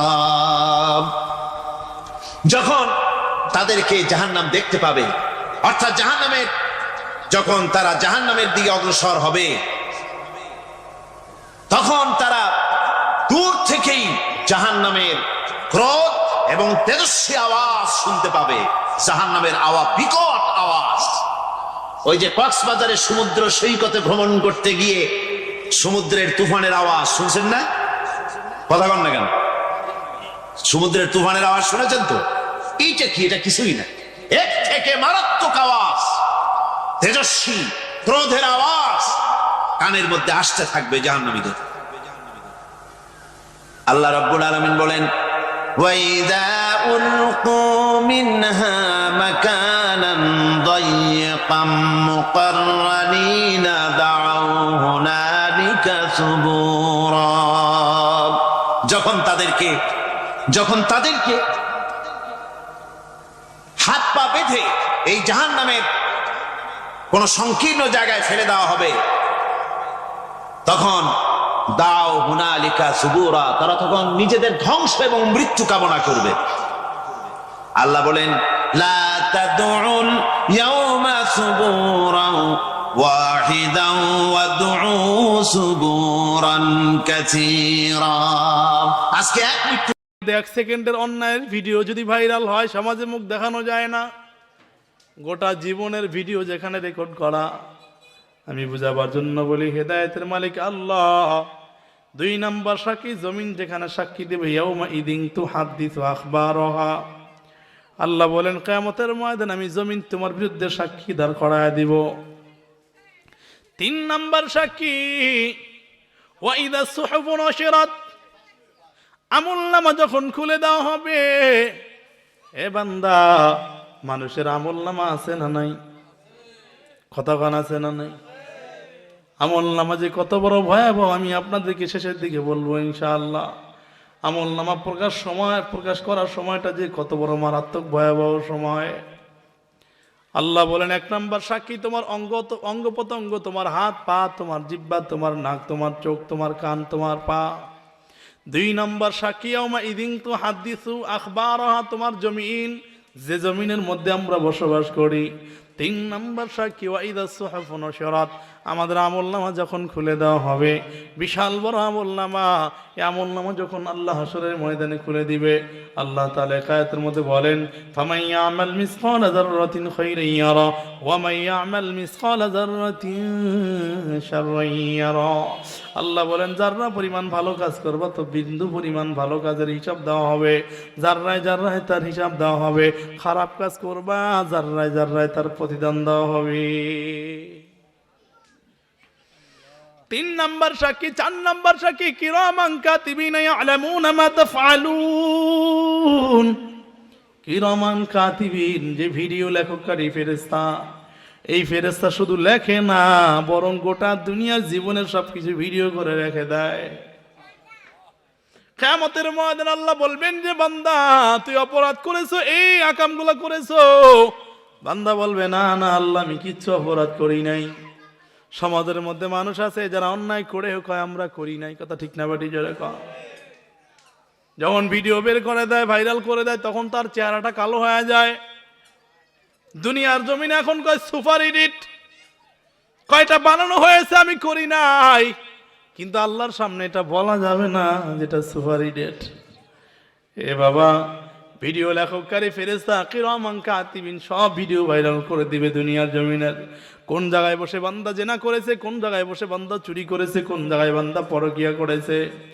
এ বাবা, বলতে গেলে লজ্জা লাগে, দুঃখ হয়। মুসলমানের সন্তান, মুসলমানের মা বোন, মুসলমানের মেয়েরা পরকিয়া করবে তো ভাবা যায় না, কিন্তু সমাজ এটা মহামারীর মতো ছড়ায় আছে। কথা ঠিক না বাটি? জোরে কন। এ বাবা, এ মা, এ বোন, বুঝাবার জন্য বলি হেদায়েতের মালিককে, মোহাব্বতে কনকে, হেদায়েতের মালিক আমার আল্লাহ। আমি ঘন্টার পর ঘন্টা আলোচনা করব, কপালে যদি হেদায়েত না থাকে হেদায়েত আসবে না। আল্লাহর পয়গম্বরকে আবু জাহেল একদিন, 2 দিন, 3 দিন না, 12 বছর পর্যন্ত কালেমার দাওয়া, আল্লাহর পয়গম্বর আবু জাহেলকে কালেমার দাওয়া দিয়েছে। কিন্তু বড় দুঃখ, এ আবু জাহেলকে কালেমা পড়ে মুসলমান হয়েছে, কথা কয় না? আবু জাহেল কালেমা পড়ে নাই কেন? কপালে হেদায়েত নাই। নবীরে কত পরীক্ষা করেছে, সব পরীক্ষায় আবু জাহেল ফেল হয়েছে। আমার পয়গম্বর পাশ করেছেন, তারপর আবু জাহেল কালেমা পড়ে মুসলমান হয় নাই। এ বাবা, আলোচনা শুনতে হইলে হেদায়েতের নিয়তে শুনতে হবে যে আল্লাহ, আমি যে অপরাধ করেছি আর জীবনে আমি অপরাধ করব না। কারণ 1 সেকেন্ড অন্তরে মানুষ তওবা চিল্লা কান্না করে করা লাগে না, মানুষের অন্তরে তওবা আল্লাহর আরশ পর্যন্ত কাঁপায় দেয়। চিৎকার করে বলেন আল্লাহু আকবার। এই মজলিসের মধ্যে নিয়ত যদি এটা হয় যে আমি মজলিসের মধ্যে বসলাম, আমার জীবনে কোনোদিন আজকের আলোচনা শোনার পরে অপরাধ করব না, খারাপ কাজ করব না, অন্যায়ের দিকে যাব না। আমি আপনাদেরকে হযরত মুসা আলাইহিস সালাতু ওয়াস সালামের জামানায় ছোট্ট একটা ঘটনা শোনাই। যদি ও ঘটনা আমার উদ্দেশ্য না, তবে বুঝাবার জন্য বলি, ভালো করে শুনে নেন। আল্লাহর পয়গম্বর বিশ্বনবী মুহাম্মদুর রাসূলুল্লাহ সাল্লাল্লাহু আলাইহি ওয়াসাল্লাম এর আগে প্রায় 6000 বছর আগে, হযরত 2-3 হাজার বছর আগে হযরত মুসা আলাইহিস সালাতু ওয়াস সালাম এই জমিনের মধ্যে পদার্পণ করেছেন। মুসা আলাইহিস সালাতু ওয়াস সালাম একদিন ডাক দিয়া কয়, তার উম্মতেরা ডাক দিয়া কয়, পয়গম্বর মুসা, এলাকার মধ্যে কোনো বৃষ্টি নাই, আপনি একটু আল্লাহর কাছে দোয়া করেন যাতে করে আল্লাহ বৃষ্টি দিয়া দেয়। বনের পিপিলিকা পর্যন্ত, হাঁসগুলো পর্যন্ত কান্না করতেছে, পয়গম্বর আপনি একটু আল্লাহর কাছে দোয়া করেন আল্লাহ যাতে করে আসমানের বৃষ্টি জমিনের মধ্যে দিয়া দেয়। মুসা নবী ডাক দিয়া কয়, তোমরা সবাই মাঠের মধ্যে জমা হও, সমস্ত মানুষদেরকে নিয়ে আমি মাঠের মধ্যে আল্লাহর কাছে দোয়া করবো আল্লাহ যাতে বৃষ্টি দিয়া দেয়। এবার পয়গম্বর মুসা আলাইহিস সালাতু ওয়াস সালাম সমস্ত মানুষদেরকে নিয়ে মাঠের মধ্যে আল্লাহর কাছে হাত উঠে ইয়া তওবা করে, আল্লাহ তুমি জমিনের মধ্যে বৃষ্টি দাও, জমিনের মধ্যে বৃষ্টি নাই। মানুষগুলা চোখের পানি ফেলে কান্না করে, বৃষ্টি যদি না হয় জমিনের মধ্যে টেকা বড় অসম্ভব, গরম হইলে বৃষ্টি না হইলে টেকা যায় না। শুধু মানুষ তো না, বরং বনের পিপিলিকা পর্যন্ত, বনের পশু পাখি পর্যন্ত, হাঁস মুরগি পর্যন্ত কষ্ট পায়। এবার পয়গম্বর মুসা আলাইহিস সালাতু ওয়াস সালাম যখন আল্লাহর কাছে দোয়া করতেছে, আল্লাহ তাআলা জিবরাইল আমিনকে পাঠায় দিয়া ডাক দিয়া কয়, ও পয়গম্বর, আমি যে বৃষ্টি দিব, তবে জমিনের মধ্যে, মজলিসের মধ্যে একজন জেনাকার আছে, এই মজলিসের মধ্যে একজন জেনাকার আছে, এই জেনাকারের কারণে মজলিসের মধ্যে আল্লাহর আসমানের বৃষ্টি জমিন আসে না। ও পয়গম্বর, এই জেনাকারের জমিন থেকে যদি সরায়া দেন, এখান থেকে যদি সরায়া দেন, মজলিস থেকে বের করে দেন, তাহলে জমিনের মধ্যে, এই মজলিসের মধ্যে বৃষ্টি হয়ে যাবে। চিৎকার করে বলেন আল্লাহু আকবার।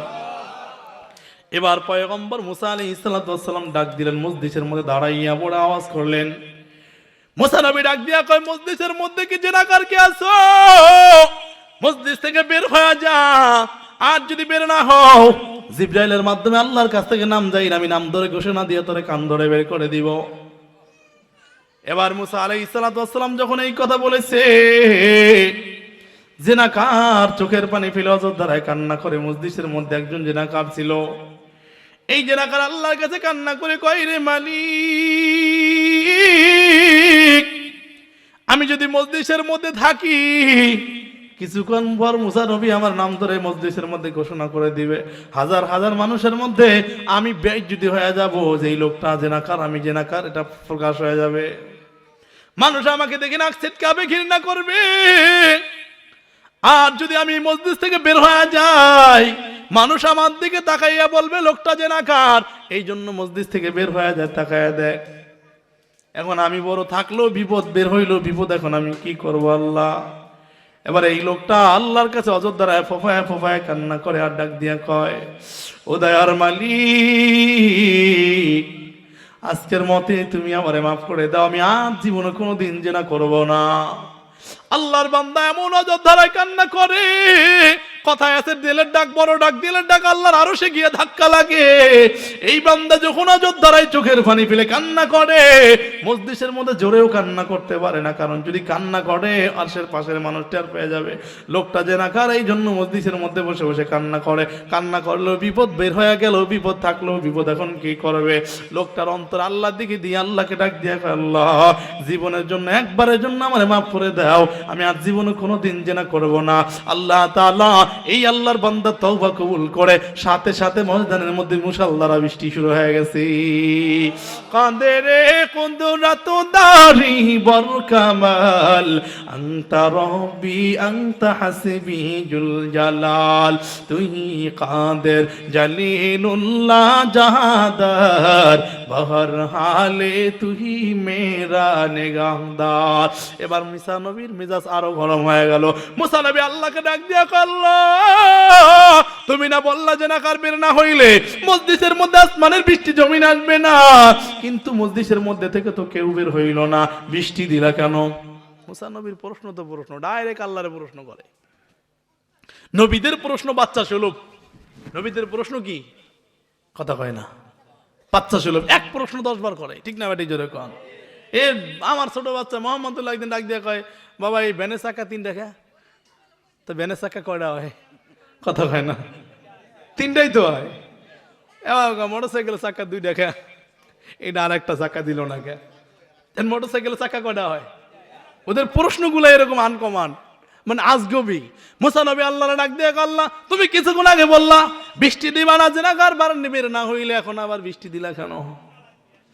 এবার আল্লাহ ডাক দিয়ে কয়, পয়গম্বর যার জন্য আমি আল্লাহ বলছি বৃষ্টি দিব না, আমি আল্লাহ তার জন্য এই জমিনে বৃষ্টি দিয়ে দিলাম। हर गोरी में देने को तैयार है, जो न मांगे उसे तो बेजार है, आती नाफी दारे दुनिया ना हसन, आती नाफी दारे उखबा ना हसन। আল্লাহ তাআলা ওয়াল টাইম 24 ঘন্টা দেওয়ার জন্য রেডি। চিৎকার করে বলেন আল্লাহু আকবার। দুনিয়ার মানুষের কাছে একবার চাইলে বেজার, 2 বার চাইলে আরো বেজার, 3 বার চাইলে তার সামনে দিয়ে হাঁটে না, বলে এই লোকটার সামনে দিয়ে যদি হাঁটি লোকটা আমার কাছে কিছু চাইতে পারে, এই জন্য তার থেকে পালায়া পালায়া যায়। কথা ঠিক না বেটি? জোরে কান। আল্লাহ কয় আমি ওয়াল টাইম দেওয়ার জন্য রেডি, বান্দা তুই যদি আমার কাছে না চাও আমি আল্লাহ বেজার। এরে বাবা বুঝাবার জন্য বলি, ভালো করে শুনে নেন। পয়গম্বর মুসা আলাইহিস সালাতু ওয়াস সালামের এই বান্দার জন্য আল্লাহ তাআলা তওবা কবুল করে আল্লাহ বৃষ্টি দিয়েছেন। আমি যেটা বুঝাইতে চাইতেছিলাম, এই মজলিসের মধ্যেও বসে যদি আল্লাহর ভয়ে চোখের পানি ফেলে কান্না করেন, আল্লাহ তাআলা অন্তরে ডাক দিলে ডাক দেখে এই বান্দার জীবনের সব গুনাহ খাতাগুলো মাফ করে এই বান্দার নামটা আল্লাহ জান্নাতুল ফেরদাউসের খাতায় লেখায় দিতে পারে। আল্লাহ 4টা সাক্ষী দাঁড় করাইছেন। কয়টা? আওয়াজ দিয়ে বলেন কয়টা? 4টা সাক্ষী দাঁড় করাইছেন। 1 নাম্বার আমার অঙ্গ প্রত্যঙ্গ, 2 নাম্বার ইয়াউমা ইদিন তুহাদ্দিসু আখবারহা, 2 নাম্বার জমিন, 3 নাম্বার ওয়াইদা সুহফু নশরাত, 3 নাম্বার আমলনামা খুলে দেওয়া হবে, 4 নাম্বার কিরামান কাতিবিন ইয়ালামুনা মা তাফআলুন, কিরামান কাতিবিন ভিডিও লেখক ফেরেশতারা সব ভাইরাল করে দিবে। এ বাবা আমি আপনাদেরকে বুঝাবার জন্য ছোট্ট একটা ঘটনা শোনাই। তাফসীরের মধ্যে চমৎকার একটা ঘটনা টেনেছেন। হযরত দাউদ আলাইহিস সালাতু ওয়াস সালাম, পয়গম্বর দাউদ আলাইহিস সালাতু ওয়াস সালামের নাম শুনেছেন? ভাই মনিটর সাউন্ড একটু বাড়ান। পয়গম্বর দাউদ আলাইহিস সালাতু ওয়াস সালাম এর উম্মতেরা একদিন ডাক দিয়া কয়, ও পয়গম্বর দাউদ তুমি আমাদেরকে বললা আল্লাহ তাআলা কিয়ামতের ময়দানে হাত দিয়া কথা বলাবেন, চোখ দিয়া কথা বলাবেন, নাক দিয়া কথা বলাবেন, যে আল্লাহ আয়াতের মধ্যে বলেছেন কিয়ামতের ময়দানে হাত সাক্ষী দিবে, চোখ সাক্ষী দিবে, কান সাক্ষী দিবে, জিহ্বা সাক্ষী দিবে, পা সাক্ষী দিবে। এই হাত পা আবার কেমনে কথা বলবে?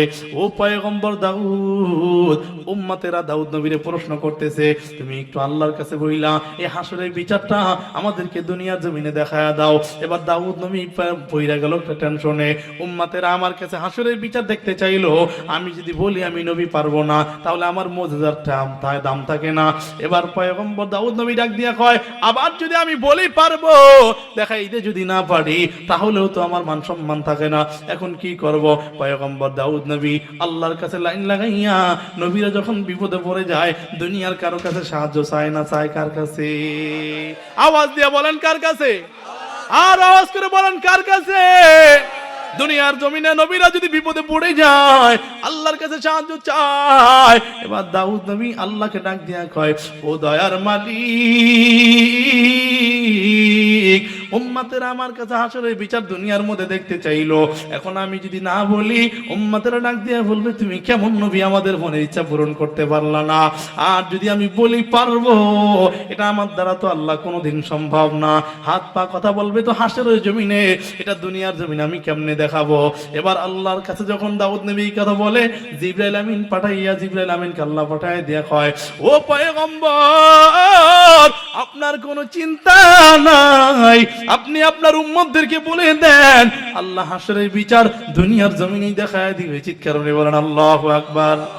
এবার উম্মতেরা মনে মনে চিন্তা করে, হাসরের বিচার দুনিয়ার মধ্যে আমরা দেখব। ও দাউদ নবী, এটা দেখতে পারলে আমাদের অন্তরটা বড় আশ্বস্ত হবে। দাউদ নবী উম্মতদেরকে আশার বাণী শুনাইয়া বললেন, যাও যাও, আগামী শুক্রবার তোমাদেরকে হাসরের বিচার দুনিয়ার জমিনেই দেখাইয়া দেওয়া হবে। এবার উম্মতেরা চলে গেল আগামী শুক্রবার হাসরের বিচার দুনিয়ার জমিনে দেখার জন্য। উম্মতেরা প্রস্তুত হয়ে আছেন। এবার পয়গম্বর দাউদ নবীও চিন্তা করতেছে, আমি তো বলে দিলাম, এখন আমি কেমনে করব, কেমনে হাসরের বিচার দুনিয়ার জমিনে দেখাবো? দাউদ নবী চিন্তা করতে করতে দাউদ নবী যখন বাড়ির মধ্যে চলে গেল, সকালবেলা একজন বৃদ্ধা মহিলার, একজন যুবক সন্তান আর একজন ধনী লোক আসলো। এই ধনী লোক আইসা পয়গম্বর দাউদ আলাইহিস সালাতু ওয়াস সালামের বিরুদ্ধে, পয়গম্বর দাউদ আলাইহিস সালাতু ওয়াস সালামের কাছে বিচার দায়ের করলো এই বৃদ্ধা মহিলা আর এই যুবক সন্তানের বিরুদ্ধে। ধনী লোকটা ডাক দিয়া কয়, পয়গম্বর দাউদ নবী তো সাধারণ নবী না, তিনি বিচারক ছিলেন, জাস্টিস বিচারপতি, কিন্তু বড় আফসোস, বড় দুঃখের সাথে জানাইতে হয় আমাদের সমাজে হুজুররা বিচার করার চান্স পায় না। ঠিক না বেটি? হুজুর মানুষ, হুজুর মানুষ